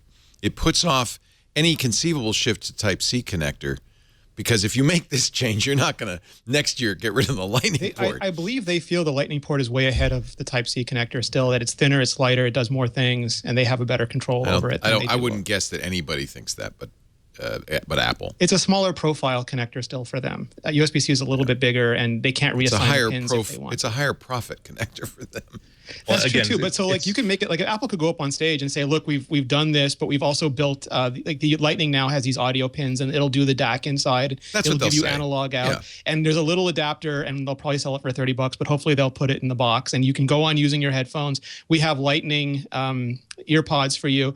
But the biggest concern is people who want to charge while listening, and that happens all the time. You know, you were talking about kids watching Minecraft, you know, while they sit there. There's all sorts of people, but there are also all sorts of people who just listen without earpods. Like I listen to podcasts all the time. I know, and that's not going to be a good trend. I don't want to see more people walking down the street with their speakers open. Oh, not in public, but if they put two, like 'cause right now the iPhone is, Apple, the music company, has paid pitiful attention to speakers on iPhones over the years. They've finally gotten the iPads better with the Echo, with the big acoustic chambers. You can't put good speakers on a No, thing but you could put two speakers, maybe even more than two speakers, and at least finally have something where if I turn it, you know, it's not coming out one side, and if I put my hand here, it's not coming out at all. At least it's coming out of the top, or maybe coming out of both sides finally. I mean, there could be improvement there. Does it break things like credit card readers and stuff that are designed for the audio Square jack? will have a hard time. Absolutely. Yeah, and some scientific equipment. Yeah, there are a couple of other extended reasons. One of which is that remember that the headphone jack is a way for a developer to add hardware to the iPhone without having to be part of the MFI program. There's also maybe a concern that it will be possible to do some form of DRM through that connector that you can't do through a perfectly analog headphone device. There's a question of will just makers of headphones be able to still make really cheap headphones without having to be burdened by licensing fees? There are a lot of questions here. I really hope Apple doesn't do it. I don't think it's the right time for it. I think that it would make me rethink a couple of things about Apple if they did it. But unfortunately, this is the time of year. Remember that if there's going to be a case designed for the new iPhone that does not have a headphone jack, we would have expected to have seen samples of this show up somewhere, and we're starting to see purported samples show up. So who knows? It'll be just the one with the better camera that'll have no headphone port, thereby guaranteeing the most possible rage from the Apple audience. Well, it would create a lot of dissonance. I mean, because that's the big thing is that what people are really using their phones for the most are as cameras. And so, having putting a camera in that had way more light sensitivity or more resolution. What is the rumor on that? There's all kinds of rumors on that. One of the biggest ones is two cameras. Either depending on whose speculation you believe or who a source familiar with Apple's plans you believe, either two cameras just to have a little bit more of focal length range, or one that will be collecting a different kind of data that can be combined with the data from the primary camera. Well, for instance, one that might be, there are a lot of different two cameras technologies. One of them is to have a super really good low light black and white camera that does nothing but provide tone information to the color camera. So remember that when all of Apple's camera designs are very synthetic in nature. It's building an idealized photo from the limited data that it can capture from simply one exposure off of a mobile image light sensor. Another one is to simply have enough spacing between the two that it can capture some sense of depth information, which would allow it to expose differently for a background than a foreground, make decisions about what's more important in this scene. There are a lot of the most interesting movements in mobile cameras right now are not necessarily better lens, better sensor, but what happens if you add a second sensor, it's completely separate second sensor to this to add to the volume of data that's being crunched to make that picture. Well, and also the thing that Samsung has done with theirs or HTC, has done with theirs in the past, that second lens allows you to create a pseudo depth of field, where it basically can figure out where people are in the scene, and you can decide what you want to focus on after you've taken the photo. Kind of a cheap version of Lightroom. I hope we're not entering an era. Go ahead. That works, but there's actually better ways to do that synthetically by doing focus bracketing. And Apple has such the iPhone, even the iPhone 6 CPU is fast enough that it can actually take bracketed focus exposures really, really fast to make that happen. So that would be one way to do that, but there are other ways to do that as well. I hope we're not reaching a stage of peak smartphone to the point where all the innovations now are just attempts to differentiate, and in many cases, dopey. There is a you can subscribe to the theory that for years we have built up the smartphone as the platform, and now that the smartphone has been built up enough that we will be using the smartphone as the platform to build up everything that comes next, including all the Internet of Things technologies and VR and everything else that follows with it. We're not necessarily at peak smartphone, but we're past the era of rapid innovation the way we are on desktop. That's an excellent point. I mean, that's clear that, and a lot of credit goes to Apple for, with the creation of the iPhone, spearheading the VR movement. Spearheading, the IoT movement, all because they went to mass manufacture of sensors and of screens and of all the stuff that you needed for these to take off, and it made it possible for them. I think we are at the point though where I'm going to use this as an example. This is the OnePlus 3, which looks a lot like an iPhone, feels a lot like an iPhone, is in every respect, I would say, speedy. The camera is as good. As good as an iPhone 6S, and it's $400 unlocked out the door. I think that's the problem, is that you've got to the point now where this is a commodity almost. Yeah, and they're all rounded rectectangles. Look at it. I mean, it looks just like an HTC and an iPhone had a baby. It's like a informed smartphone, and like you could make a triangle. It's like BlackBerry. Oh, the Passport is so innovative, but like who really wanted a square phone? Right.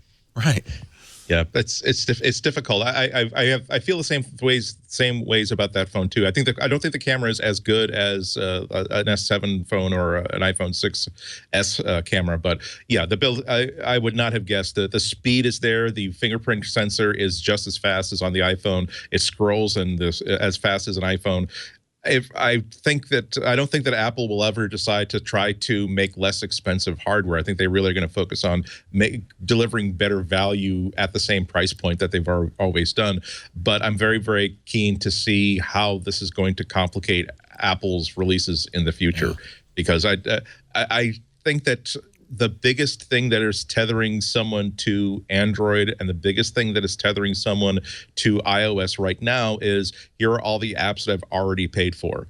And if I can get the same experience mostly on another phone, why would I want to have to rebuy, even if it's just $100 or $80? Why would I want to rebuy a whole bunch of new apps? So it also explains a lot of the announcements at WWDC, which promote an Apple ecosystem, the benefit of having a watch, a phone, and a computer. Yeah, because the minute you make price the most important feature, then no one ever buys on loyalty anymore, because they'll just buy whatever is the cheapest, less expensive, or the most economical phone for them. And the brand loyalty goes out the window. No, it's not quite that. It's that if you can get a phone for half the price that's as premium, which I would submit this is. So like your loyalty is not to Huawei or to OnePlus, or it's to an amazing phone that's at a low price. And that's not a market. Well, as long as it meets this standard. And by the way, while I agree with you, Andy, maybe in minor details not as good as the S7 camera, I would say that for most people the difference is de minimis. Is not going to make enough of a difference to make it a bad buying decision. I understand that, but to Renee's point, I have to say that I don't think that the iPhone is built any better than that $400 phone. I don't think that iOS is objectively any better than Android. I can't think of any specific service that Apple offers that is better than anything else that's available on other platforms.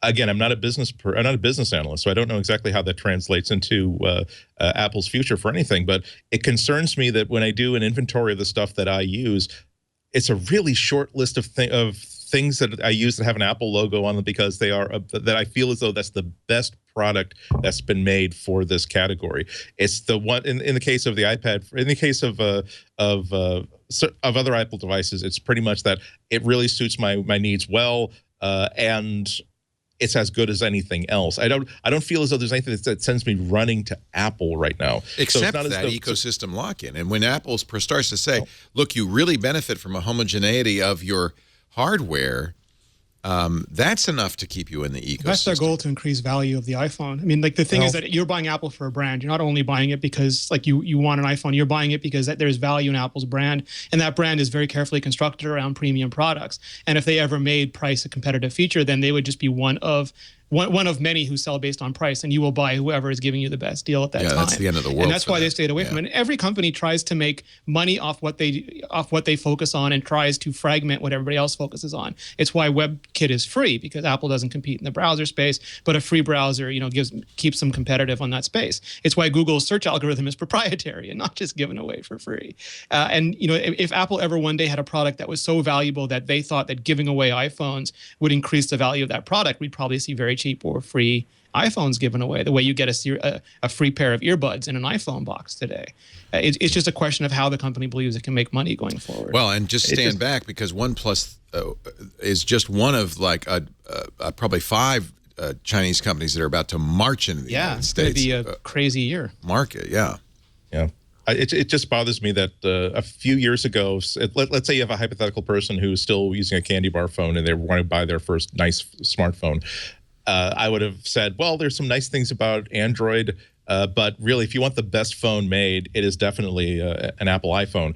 Now it's, if you don't already have a money investment in locked-in contacts, locked-in content and locked-in apps, maybe you want to spend $200 less and buy like good headphones, buy a good charger, put that towards making this into a better experience for you. Because again, factory fresh out of the box to a brand new user, I don't see of intrinsic value to the way that the Apple ecosystem works together. Well, it's mostly stuff I think that works out if you use independent sort of solutions. Well, I have a couple Android phones and a couple iPhones, and I have to say that I'm fine with either one. Go back and forth, it doesn't matter. But I would not. I still am in the land. I would not hand that to my parents. Like I wouldn't have my parents try to use an Android phone. It's too many options. For like I can't get my mom off a flip phone. And so the issue I think does get down to this. There is still, I think, an ease of use of a very specific way of that is for a certain consumer, worthwhile. And I think that.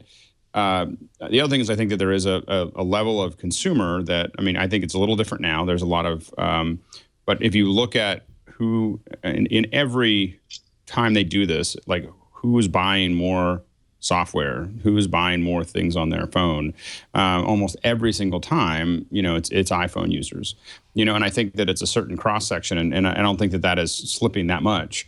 And I think that is a huge value for Apple. Is that it's not just that they buy the phone; it's that the people who tend to do that, the cross section that's doing that, tends to be also people who just buy things. And I think that's valuable to a lot of different. And we can talk about the global economic reasons for that and everything else. But the data is pretty much that the people who are buying iPhones and Macs are still, specifically iPhones, tend to be purchasers, which is very valuable to a variety of brands and people trying to sell stuff. I think even Apple's per user revenue was up, I think they said last year. Yeah. News from nowhereelse.fr, their leak, I don't know how credible they are, I never heard of them, shows the iPhone casing. And this is what you would expect to see, frankly, as we get closer to manufacture, with a bigger camera and dual speakers on the bottom. Do you think this is this real? Is this a case? Is this... it's hard to tell because it's a game now and people will make stuff where they'll do one-offs or they'll get prototypes or there's all sorts of things. It kind of looks like a case, to be honest. So... Totally. That's one of the things is that I can't say Apple doesn't make mistakes. Again, like the no-button iPod Shuffle, but their job is to sell iPhones. And if they decided that taking away a headphone jack would decimate their iPhone revenue, that headphone jack would stay there forever. Yeah. But if they believe that it is getting harder to differentiate and there's something that they could offer that would make the iPhone seem different, and it's a gamble they're willing to take. What if they had dual speakers and they actually sounded pretty good? My fingers are crossed so hard, Leo. That might actually be enough to justify removing a headphone jack for me.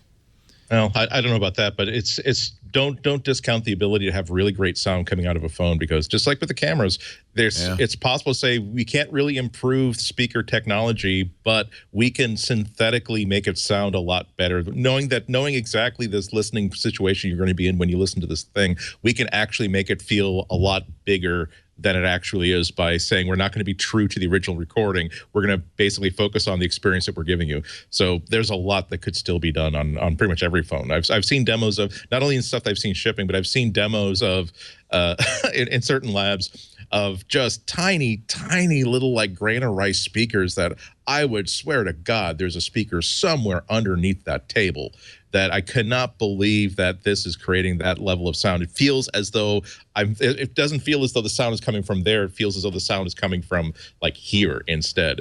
So there's so much that can be done just with synthetic processing. Boy, that would be cool. Then that might sell me. I mean, I don't want to see people walking around on the street with their boombox iPhone blaring, but hey, Siri, play me whatever. But there are a lot of cases where you would. I listen to my phone speaker, coming out of my pocket, and if it sounded decent, especially all I really need now. Music, maybe it's going to be hard to do decent bass and stuff like that. But if voice sounds pretty good, I'd be happy for audio. Yeah, I listen to way better than the previous iPads. Yeah. Oh, that's really true. It sounds wonderful. Yeah. And when I'm cleaning a lot, when I'm cleaning or sorting things, a lot of times I don't want to necessarily have a headphone that's getting all caught up in everything. So a lot of times I'm just setting my phone down around. Now I have to admit that I usually use, because the speakers aren't quite powerful enough, I'm using some kind of external speaker that's Bluetoothed in, listening to whether it's podcasts or NPR or Marketplace or whatever. Really, the only place that's an issue is traveling, like in a car, in a subway, in a bus, walking down the street. Or if you're in an office, you want to block out other people. I guess in an office. But then you probably have something else you could plug. Oh, yeah, your big cans you're putting on your head. Yeah. I forgot how much, because it's very, very rare for me not to have a headset with me.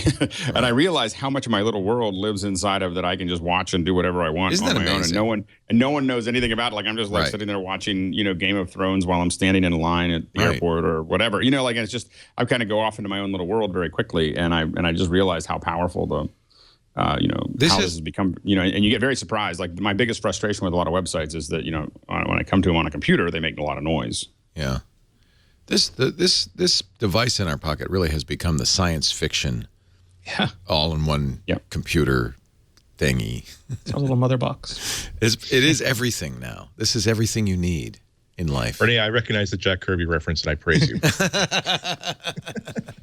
Who's Jack Kirby? Who's for you, Andy? Third world? Come on, man. Anything else to say before we take a break and go to our tips and picks of the week? We've got betas coming out. I know Mac OS, Watch OS, TV OS. We did previews for all of them. We did really long, detailed previews. Oh, good. Okay. Serenity did the watch. I knocked out the Mac and the TV. Nice. Really good stuff. Anything particularly you think is worth highlighting? Well, I mean, we've talked about a lot of it to death already, but the user experience on the watch is so much better now, and a lot of the features on the Apple TV, I think, like switch control, there's a lot of really important accessibility stuff that they've baked in, and just a lot of additional options on iOS that I think people will be discovering for weeks to come. There's been some good deep dives on Ars Technica on the new file system, including one by a ZFS developer. Who had both good and positive and negative things to say about APFS, the new Apple file system, which won't be out this fall, but in fact will take a while to come out. In fact, it's a really good read. It's a very very practical, realistic look at it, because so much of this is just he really sets the bar high with his first couple paragraphs, in which he says it really is the stage of the rehab where you're just bringing the building up to code. So it's basically taking 30 years of accumulated mess code and saying, we're throwing it all out. We're starting all over again. We're basically creating a new structure that is solid enough that when we add stuff in the future, we're starting from a clean slate instead of starting from a mess. Yeah. And then he goes into a lot of the technical details about what's possible, what seems to be important. And the TLDR is that it seems to be, from a user perspective, the immediate benefit is going to be as privacy, security, and the ability to do like incremental sort of backups and incremental sort of restores. on the document level. And significant performance improvements as well. Yeah, but he gets that in detail. Best to read it directly. Like I said, he's really knows his stuff, but he's also knows enough not to get people buried into bit level technical detail. Like when he talks about really important people to understand that SSDs work differently than spinning hard drives do, and he does a really good job of explaining here's how it's been optimized for silicon, and here's what is actually going to work and what is maybe not terribly important.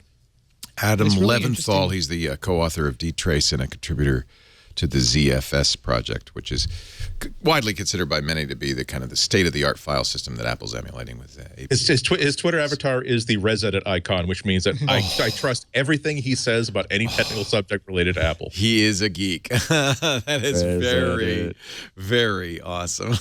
I still miss the good old ResEdit days. Me too.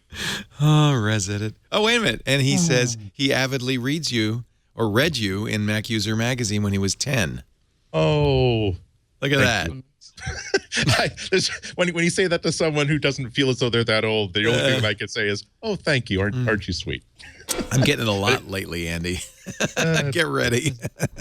There's a lot of super interesting stuff in there too that I don't know if it directly portends to future hardware, but stuff like the deep color, the wide color gamut is system wide now, and it doesn't just support DCI-P3, but it supports Rec 2020 going forward, and it's just across everything. So whether we start seeing better displays in Mac laptops, in iPhones, it'll be interesting. RAW support is baked in everywhere now, so whether that takes advantage of the new cameras, super interesting. Siri on the Mac could mean better microphones, some form of because right now there's no direct voice activation, but if you have better mics in a Mac, maybe in the future there will be. So I think there's just a lot of it that we're seeing now, but when we get to the fall and we see the new hardware, I think it could be even more impressive. I'm counting on new hardware in the fall. I'm counting on it.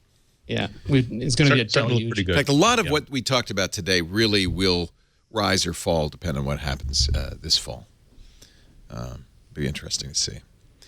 Let's take a break. Come back with our final thoughts, your picks, your tips, your tricks, anything you want to share with us. Rene Ritchie from imore.com, Andy Ihnatko from the Chicago Sun-Times, and, of course, from Pixel Core, it's our good friend Alex Lindsay. Always nice to see you, Alex. Good to be here. Our show today brought to you by Squarespace, the place to make your next website, whether you want a simple cover page. That's the gateway.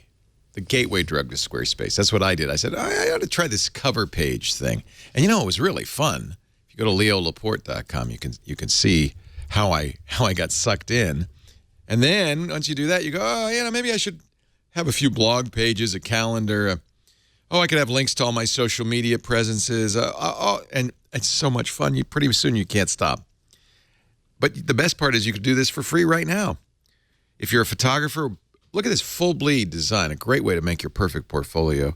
If you're a blogger, they've got all the tools. You can even post from your iPhone, your iPad, your Android device in a very, very nice app. They've got commerce built into each and every template. In fact, the templates are kind of the secret. When you start at Squarespace, you pick a template, and there are many to choose from. And the thing is, these templates combine, obviously, beautiful design. They have great designers. But behind the scenes, the best engineering. So you're getting really kind of the state of the art. And that's one of the things that's tough these days in web doing a website is the styles change, but also the engineering changes. And it's not something you want to try to keep up with or pay somebody to try to keep up with. Just have Squarespace do it. It's turnkey. For instance, you're seeing now one of these really nice magazine-style templates. It has a grid-style landing page so you can see all the posts at once. An infinite scroll, which is very popular right now. Related posts at the bottom, encouraging visitors to explore more. You can have author profiles. You have integrated search in the header, which makes that very easy. And again, it's image focused, which is wonderful. I mean, if you have beautiful images, it really looks great.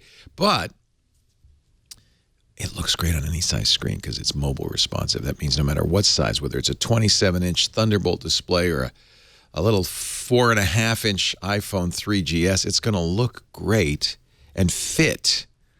I love that. You get a free customized domain name when you sign up for a year at squarespace.com. Of course, 24/7 customer support.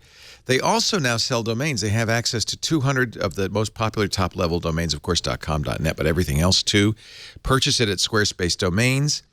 and you'll get a clean, spam-free parking page. Unlike some of these other guys, your parking page will look great. And when you're ready to start building, build. It's so great. The commerce, there's nothing better.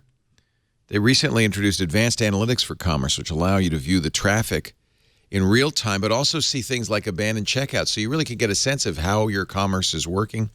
Device filtering, so you know who's there and what they're getting there on, and more. It's the only platform that lets you manage brand, create your store in a way that reflects your ethos, your style. So it doesn't look like some add-on tacked into your site. It looks like your site. And, of course, all the tools that you'd want with commerce.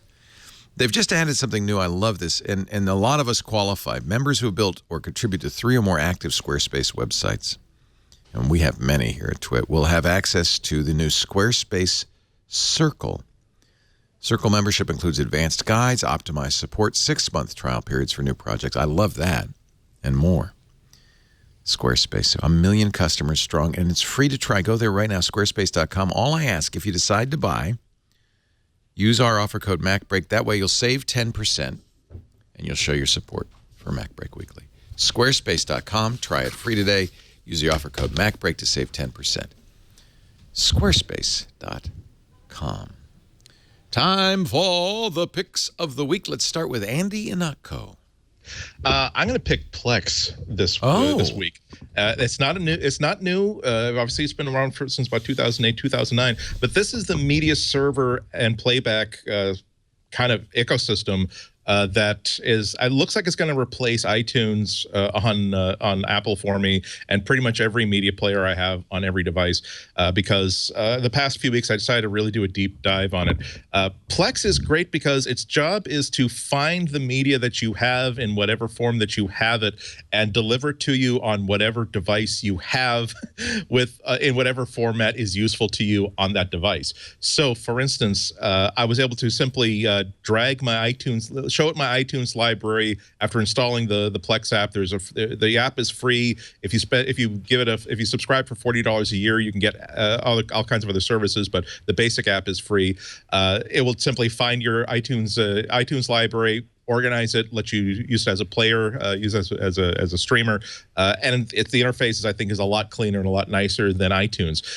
But also, I can have multiple libraries. So, for instance, I'm in the process of re-ripping all of my CDs because when I ripped them originally, I didn't rip them as lossless because I might have ripped them like 10 years ago almost. But instead of contaminating my main library, I can have a second library that I'm calling this new library My Loss. That's just lossless complete albums where I've tuned all of the track lists, I've tuned all of the album art, all that sort of stuff. But it doesn't mean I have to pick between one or the other. They will both work in the same library, so I can have playlists that combines them all. But when I go into my Roku box or my Apple TV, it's giving me this beautiful sofa level interface that I can also get access to all of that. It will when I sometimes download stuff off of YouTube. I capture stuff. I capture TV shows and video off of my cable box and off of my HDMI capture device. So if I simply call this is Bob's Burgers Season 2, Episode 3, it will pull all of the information about that episode, a synopsis, people who are on that show, related characters, related shows, and will populate this entire screen. You get the next step up.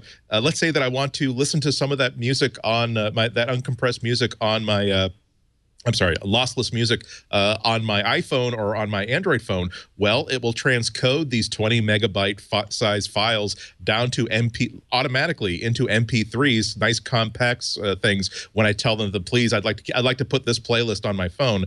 I can do it all from the phone, and then suddenly, without having to do any conversions of my own, it all happens in the background. It lands in the device. Similar for video. If I have this 9 gigabyte a Blu-ray rip, if I say put it on my iPad mini, it will if I wanted to, it can transcode it down to 720p in the background, so it takes up much less space. If I'm out away from the house, it will basically turn Plex server into a streaming version of iTunes, so I can access all of that stuff from wherever I am.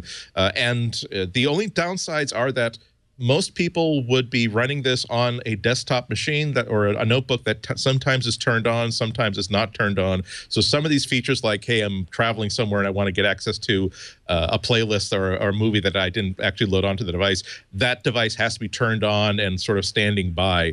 But if you have a Mac Mini that you can put into a low power mode, it'll work there. I have a Synology network attached storage. There is a version of Plex for that NAS. So basically, I've got Plex running on that network attached storage device. So truly, that is the 100% of the time, 24/7 machine, so that I can access this anywhere. I think that for me, this is really the solution that I've been looking for all along, where there's a clear. It helps me find the music that I like. It helps me appreciate the music that I enjoy. And I just like how pretty it is. It just makes it. It really is. When it comes to delivering a consumer level experience where I'm not necessarily want an app that manages my music library so much as I want a piece of home audio gear that makes it easy to find the album I want or discover stuff that I wasn't thinking of, but is related to the mood that I'm in. It's really, really great. I signed up for the $40 a year Plex pass, and I think that it won't be too long before I pop for the full $150 for the lifetime pass, because they just keep expanding it and making it better and better each and every year. It doesn't have an Apple Watch app, for instance, but it is open enough that other people have been able to write their own Apple Watch apps for it, so you still have access to that sort of stuff. But if you go to the site, you'll see just this long line of got a home game system. Nope, it'll work on Sony, it'll work on Microsoft, Xbox, it'll work on all this sort of stuff. No matter what you have or what you're going to acquire in the next 3 or 4 years, you will be able to use Plex on it. So I think it's a good investment into the future. There's absolutely no lock-in whatsoever. Very nice, of course. We all love Plex. It's a great thing. And I think there is a plug-in for Twit on Plex. I'm pretty sure there is. There used to be. It's funny, too. They're also streaming video channels that I'm not sure if I should really tell people about this, but normally if you want to see like CBS streaming programming, you have to subscribe to CBS All Access for $5 or $6 a month. But there is an official CBS channel in which all of that is there, not with that great like CBS All Access interface, but you can simply select full episodes, late show with Stephen Colbert, and now you're watching the last week's worth of episodes of Stephen Colbert Show. So there's a lot of meat there. You just got to dig in for it, and you'll find some really cool stuff. Very nice. It's amazing. Mr. Rene Ritchie, your pick of the week. So I have 2 picks. One is a pick that actually can't have anything to do with the Mac right now, which makes me super sad, and that's because it's an HTC Vive game that I was playing last night. And it is a lightsaber, not an official lightsaber simulator. Were you over at Georgia's house playing with her Vive? Mm-hmm. She was doing paintball, and then I didn't want to play the paintball game, so she let me try this. I saw you doing this. I didn't realize this. So there's an arcade thing behind you. Is that part of it? That's the computer that's running the PC that powers the. Oh, they put it in a arcade thing. Oh, yeah, because they also do arcade gaming on it. And geeks. I love this. So I spent a lot of time studying Chinese culture. And I did a lot of double knife training when I was young, and I've always loved lightsabers. And this, if I'd had this when I was training, it would have been remarkable. But even now, just the ability to actually do that lightsaber, and again, it's not an official Lucas sanctioned thing, although hopefully, ILM will get into that at some point. But it's just remarkable, and it's basically a display. If people aren't familiar with the HTC Vive, it's a VR display you plug into a PC, and it lets you play all these incredibly immersive games. And part of the reason why I really hope there is a new Mac Pro, or at least a substantially powerful Apple computer, is that right now it doesn't run on any existing Mac. People try to hack it in there, but the graphics cards are powerful on the Mac Pro, but they don't work together. So independently, they're not powerful enough separately. And even if you could combine them, maybe not. It's still old enough. It's 3 years old. And this is why I really want a powerful graphical Mac, because I have Windows laptop down there, but that's not going to run it. And I don't want to have to buy a whole Windows box just to do this. I'd much rather. That's what we did. And I'm sure that's what Georgia did as well. She did. She totally did. She bought a really powerful Windows box. I think 2 of them, because she has the Oculus now too. And it's just not, it's not ideal. So this game was enough to make me start looking at buying the Vive myself, and then start looking at having to buy a computer to support it. So I was super sad. So I hope Apple makes me. What's the name of this one? This one is light. I have it right here. It's Lightblade VR. Lightblade VR, and it's on Steam, of course. Yeah, and there's another game my little godson Gabriel loves, which is just a complete dungeon crawl game. I've played that one. What it's called now. Yeah, but it's just a guy putting together a bunch of epic Unreal footage, like elements together, and it's remarkable what people are doing. We have a lot of fun, but you know it's interesting. Our Vive, we have a Rift and a Vive. We hardly ever use the Rift. In fact, I guess not at all anymore. We use the Vive. Megan's kids come in here a lot and play it. The kids love it. It is a very compelling gaming platform. I don't like the Oculus as much because it's kind of sit down and there's no hand controllers yet, and I really find it disturbing not to see hands. It's kind of fun. With the Vive, you have to have enough room because it's, you have to set up a room for it without This was such obstacles. a good workout, Leo, and like half an hour went by and I was sweating unbelievably, and I didn't even know I was working out. It was just so much fun. So to make it up to the Apple aficionados, homescreen.me relaunched. I believe it was today. And I'm sure everyone here gets asked what their home screen looks like all the time. So this just makes it super easy. You can log in with Twitter or Facebook. You can upload your watch and your phone screenshot. And then anytime anyone asks you what you're using, you just give them this link and you can update it as often as you want. And I'm not sure if everybody needs it as a service because maybe what is on your home screen is not that important to everybody, but I like it, and mine is almost always default, so I apologize. I just reinstall all the time and switch devices a lot, so the only way I can remember where apps are is if I leave them where Apple put them. But there's a lot of really interesting productivity optimized home screens and a bunch of people sharing them, and if you're looking for ideas for apps or layouts so that you can be more efficient, it's a great place just to browse around. This is a really good idea for sharing your home screens. I really like this. Is it? It's not iPhone only. It's Android as well. So you can do. If you have a home screen, we'll carry. Yeah. Or is it only iPhone? I think this one might be iPhone. I got fooled because that's the HTC One wallpaper. But you know what? I think it's only iPhone. And Apple Watch. So you can do Apple Watch now as well. Really, people have Apple Watch home screens that they were proud of? Well, especially now because complication is Apple's positioning the watch face is almost like a launcher, and the complications are getting much more powerful. So you'll be able to arrange these watch faces. Like I have one for movies that just has a very low power time on it, and some people have them for travel because it has a destination and the current time and a stopwatch for flight time. But other people are putting new complications in there, things for productivity or things, for whatever occupation. Like maybe they have their pager in there, and you'll just launch the app, and any app that's in a complication stays resident in memory, so they launch super fast. So instead of having to even go to a glance or to go to the dock, you can just launch things straight from the watch face. So I think they're going to become more and more important. This would be so much more interesting if you could use Android. Really, iPhone home screens aren't very...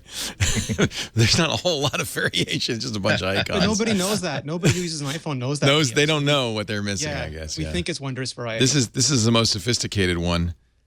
No icons. Just a bunch of folders. One of the people I work with, Lori, she just has her home screen covered in folders filled with apps, and to me, it's impenetrable. But to her, it's like just everything at a couple tabs. I have my home screen has single icons, and then second and third screen are folders. See, for me, folders are like a place that apps go to die. Yeah, no, you're right. As soon as they're there, I don't. Yeah. I just stop registering them, and I've decided to.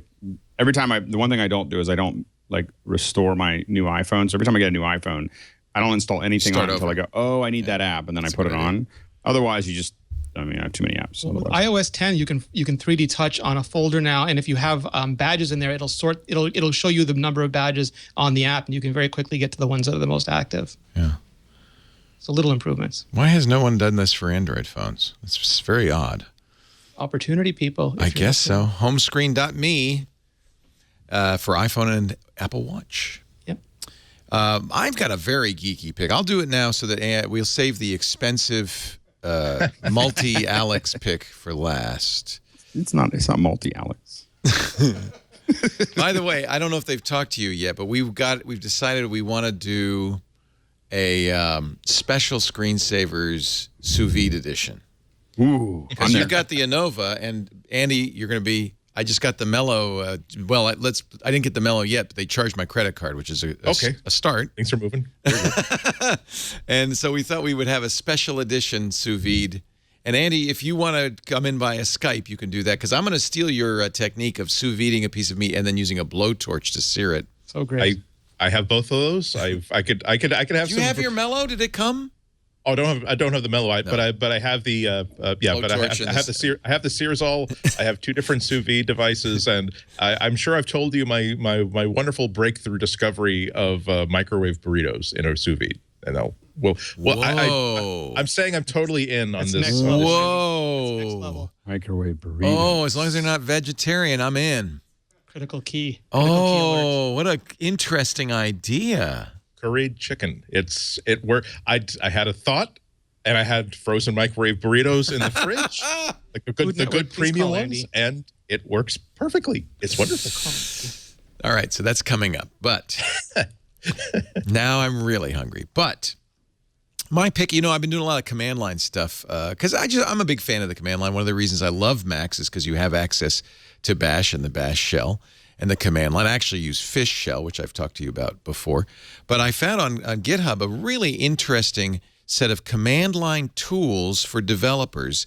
It's a GitHub project, Mac CLI by Guarino Gabriel. And what it does is it gives you, it's kind of like a very elaborate alias system. They all begin with the word Mac and then followed by a space. And it gives you a huge, and by the way, you have to also have Homebrew and Git and pip and pipe viewer and Python installed, which is fairly common for people who use the command line a lot on OS X. And then it gives you this incredibly long list of very useful commands that you can just say, for instance, type Mac space time or Mac space lock or Mac space apps : close all. And these are going to give you very, very quick command line access. Mac space speed test. Give you a quick speed test. I saw the Mac space the speed test infinite. Infinite. Runs it every 5 minutes. Keep going. Lead to a very large bill if you're not careful. Keep going. For LAMP clients, they have SQL, MySQL queries, PHP. There's SSH utilities. It really is a very nice complete set. And if you're new to the command line, of course, you can do all of these if you know what command to use. That's not hard to find out.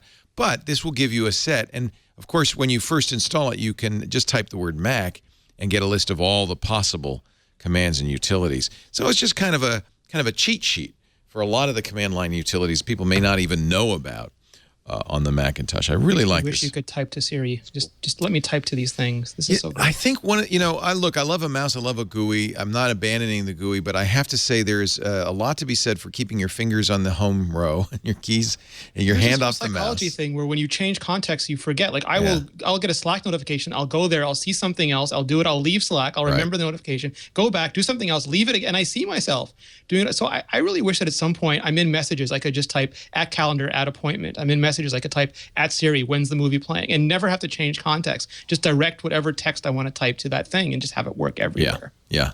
Completely agree. So when I get in command line mode, I stay in command line mode, and I really like it. I even have a command line to-do list and calendaring and everything. So this is kind of cool. It's from Gabriel Guarino, Guarino Gabriel on GitHub. You can clone it, download it. He has installation instructions, and begin your command line journey. So great. And now, let's get Lindsay'd. Alex Lindsay is pick of the week. So this one's pretty probably no one's ever heard of before, or not very many people have listened. But one of the things that whether you're at a church or a school or you're doing a corporate presentation, there's a bunch of things that you have to figure out as far as doing. Basically all these presentations. You might have multiple monitors. So one of the things that's really popular right now is you have 3 or 4 different projectors that are all against each other. You have to blend those together and make it all look like one long screen. And then you want to have the lights tuned in with the video. You want to be able to interact with it. You want to have little things to tap on it. And all those things you don't think are important when you start. I mean, we all start with, Keynote with a projector on a screen. But when you get into these larger corporations, a lot of the stuff becomes very complex. And it doesn't have to be something that only is done by these big companies. It's something that now, it used to be. I have a piece of hardware that that does that, and it was, it's an $80,000 piece of hardware that does this. And now, that blends these things across screens and does all this stuff really cool. But now you can do a lot of that. Maybe not all of it, but a lot of it on your Mac and with a program called Malumen. and right now Malumen 2, I think, is the one that's version 2 that's come out. And it's not a replacement for a Spider, which is what I was talking about there, but it is a different, basically, if you just want, even if you're not interested, even if you're not going to do any presentations today or tomorrow, it's worth looking at because it is like some crazy geek fun of having a program that's playing video and playing different, timelines that can activate lights, LEDs, MIDI. You can have interactions coming in from Connect and Arduino and Leap Motion, and you can tie this into your, to different applications, write your own. You can have all kinds of things that are activating it, all kinds of things that it activates. And in addition to that, of course, it blends screens and does a lot of other things, maps, big, projections. And hopefully the goal by recommending this and the version that I haven't, there's a lot of different versions. I mean, obviously I think it's like $800 for the app, and it's a fraction of what a lot of these things oftentimes cost. But if you're looking at whether it's your school or your church or your company, and you want to do something that's kind of, or your little league, for that matter, or whatever you're doing a presentation for, and you want to take it kind of to that next level, it's definitely worth downloading a 30-day version and playing with it a little bit. Watch their videos. It's just amazing the kind of interaction that has kind of grown up around this application specifically, which I think is, a lot of us haven't heard of it because it's a European company, I think a French company, but it's pretty cool. And it was one of those things that only over the last year or so, I started seeing more and more of this. You see the apps, because we spend a lot of time backstage behind big events. And so you kind of look at what apps everybody's using, and you slowly start seeing this app showing up everywhere. And so anyway, if that's the kind of thing you're thinking about, I know it's pretty vertical as far as what you might be interested in there, but it's a pretty nifty thing. And even if you're not interested in doing this, just look at what this app does, because it's just fascinating to see all the interactions and all the things that you can do with something like that. So I'm watching the Vimeo video on their front page, which are primarily dance performances. Explain to me. So they're using Illumin to project onto the wall or sometimes a screen in front of the dancer. Is that a prefabbed thing, or is it responding to his movements? It's prefab. So he is coordinating his movements. It can be. Yeah, I think he's coordinating. I'm looking at it right now. I think he's coordinating with it. This is the one that's kind of interesting, is where she's interacting with what looks like wispy smoke coming out of the floor. I guess even if it's canned, she would learn the dance that goes along with it. But you're saying that it's and I don't. There might be ways to set up that, but I have a feeling that a lot of this stuff is very tightly, tightly mapped, and tightly planned. But so it's an idea is you could make light shows that you could project. Well, yeah, and I think that this light show is unfortunately, I think the unfortunate thing about this video that they're showing on their front page, it looks really cool, and I'm sure they're very excited about it, but it's not really what I see on a day-to-day basis of how people use this app. What they're using it for is if you look at a performance big thing. Well, if you look at like a huge corporate event and you see videos that are going all the way across this big wide screen, and you see things popping up all over the place, and then the lights go do something else. That's really what it's used for. This is a very esoteric. What they're showing on their front page is a very esoteric version of what is used. And I think that there's probably a couple other examples here. You can see light control. If you click through a couple of these, you might, of course, they're going to show what they think is the most impressive. But it's not really. What's the use case you think might be the most? Well, it's building. You could use it with a DMX controller to do light. Well, you can use light, but the number one use case I see it for is, again, blending screens and then blending effects that go across many screens and appear on many locations, all over the place. And I think that Europe is ahead of the United States in development of this. There's another one that's much more complex called Ventus that literally lets you program a lot of this stuff very, very deeply, and it's used in game shows and big events and everything else. And so Europe, I think that it's much more popular to do a lot of this stuff. So we see a lot more of it there. But there's a lot of bread and butter solutions of just making a larger than life event If you're looking at trying to move outside of the standard 16:9 one screen up there, and you want to have a bunch of other things, and then also tie in your lights, and then also tie. Well, you see this a lot of rock concerts too, where there's very elaborate projections and stuff. So this is this would be the kind of the controller software that would let you generate and then play back those projections. For a lot of different things, yeah, and a lot of those rock concerts use all kinds of things, but this would be one of the things that might be used for that. And again, where I see it most is specifically related to big corporate events and educational events that I've been to, where you're in the background, and that's how they're mapping across these huge LED walls or blended screens. Is they're using this app to do that. Very interesting. If you're wondering how that, and also if you're sitting in one of those things and you wonder how that happens, you watch these and you'll understand how that gets designed. And it's truly, it's incredible. It's both technical and artistic, and it's to do this kind of work. And I'm playing with it. I'm playing with it so I know what to ask when I hire a professional to do it. I don't have any expectation of me becoming an expert at this application, but I play with it a lot to just noodle with like what can it do, so that I ask I don't ask completely stupid questions when I hire someone who's been doing it for 5 years. It does look like it has a component that would allow you to do it in real time, because they say it supports Connect, Arduino, Leap Motion. Yeah, you should be able to do those kinds of things where you're tying those things in. So you can dance in front of your Xbox One and it would make funny shapes. Theoretically, yep. I can't wait. Yep. And it is only half an Alex, but free for 30 days. Yeah, I would definitely download it and just watch all the videos, then download it, then play with it. And even again, it's just like looking into this. Some of these apps that people use in these huge events are just fascinating, just to see like all the interactions that someone has built for something that is done every day. I mean, these kinds of things are being used all day, every day, at different locations. And here's a free pick from somebody in the chat room who passed along Slither.io. Works on any browser. It's not Mac specific. And it's a game where you're trying to eat as many of these little dots and get as big as you can before bouncing into. You can get it on the App Store too if you want it on. Oh yeah, cool. Yeah, it sounded familiar. Have you picked it before? Looks good. No, but it's super popular. It's very fun, but watch out, because some of these snakes are pretty big, and they'll do everything they can to engulf you, because then they get to eat your dots.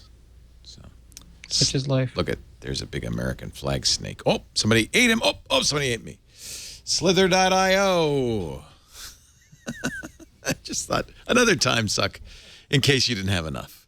It's a classic. It's a classic time suck. Oh, and then Java Man's giving me another one. DEIP.io. Ladies and gentlemen, before we really go down this rabbit hole, let's wrap things up. It's time for security now. We got games to play. We got games to play, people to go, people to see. People to burritos to heat, or to sous-vide. Andy Ihnatko is at the Chicago Sun Times, his website, cwob.com. Thank you so much, as always. Always fun. Thanks. As always. And don't forget his other podcasts. Andy's an Almanac. Ihnatko's Almanac.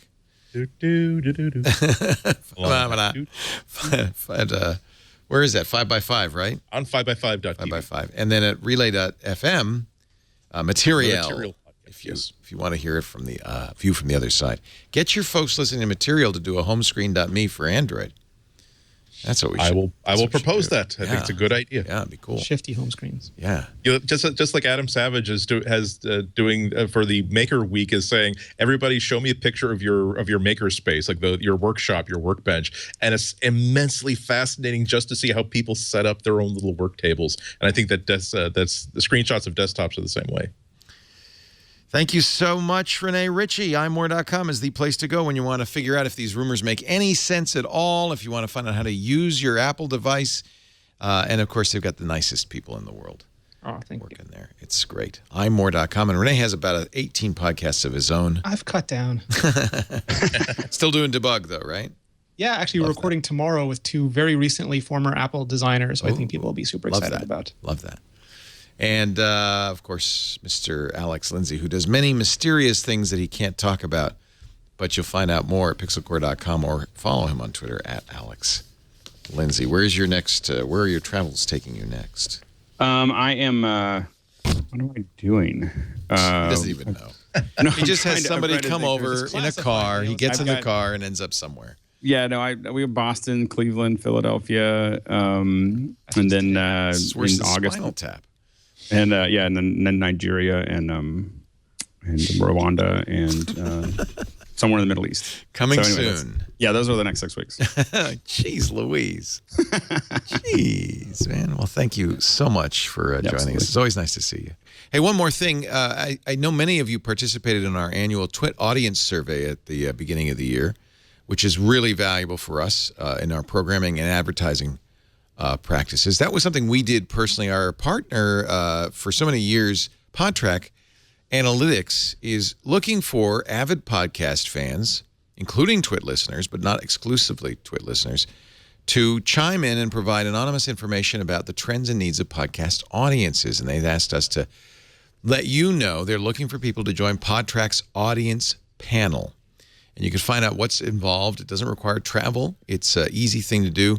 But if you'd like to influence not just our shows, but podcasting in general, this is a great way to do that. So if you listen to a lot of podcasts, visit PodTrack, PodTrac, podtrack.com/panel, and you can find out more. They've really been for almost a decade helping us get advertising on the show and keep the show doors open. And so we're glad to help them out too. podtrack.com/panel. Thanks to all of you for tuning in. We do MacBreak Weekly, 11 a.m. Pacific, 2 p.m. Eastern Time. That's 1800 UTC at twit.tv/live. You can watch live and join the chat room at irc.twit.tv or be in the studio. We had a massive studio. It's really nice to see you all. On most of these shows, people leave as the show goes on. But this, for some reason, unaccountably, more people arrived as the show went on. So if you want to be in studio, email. We've actually run out of seats. Tickets at twit.tv. We'll make sure we can get a chair out for you. Thank you all for being here. And unfortunately, I must say this now. It's time to get back to work because you know what? Break time is over. Bye-bye.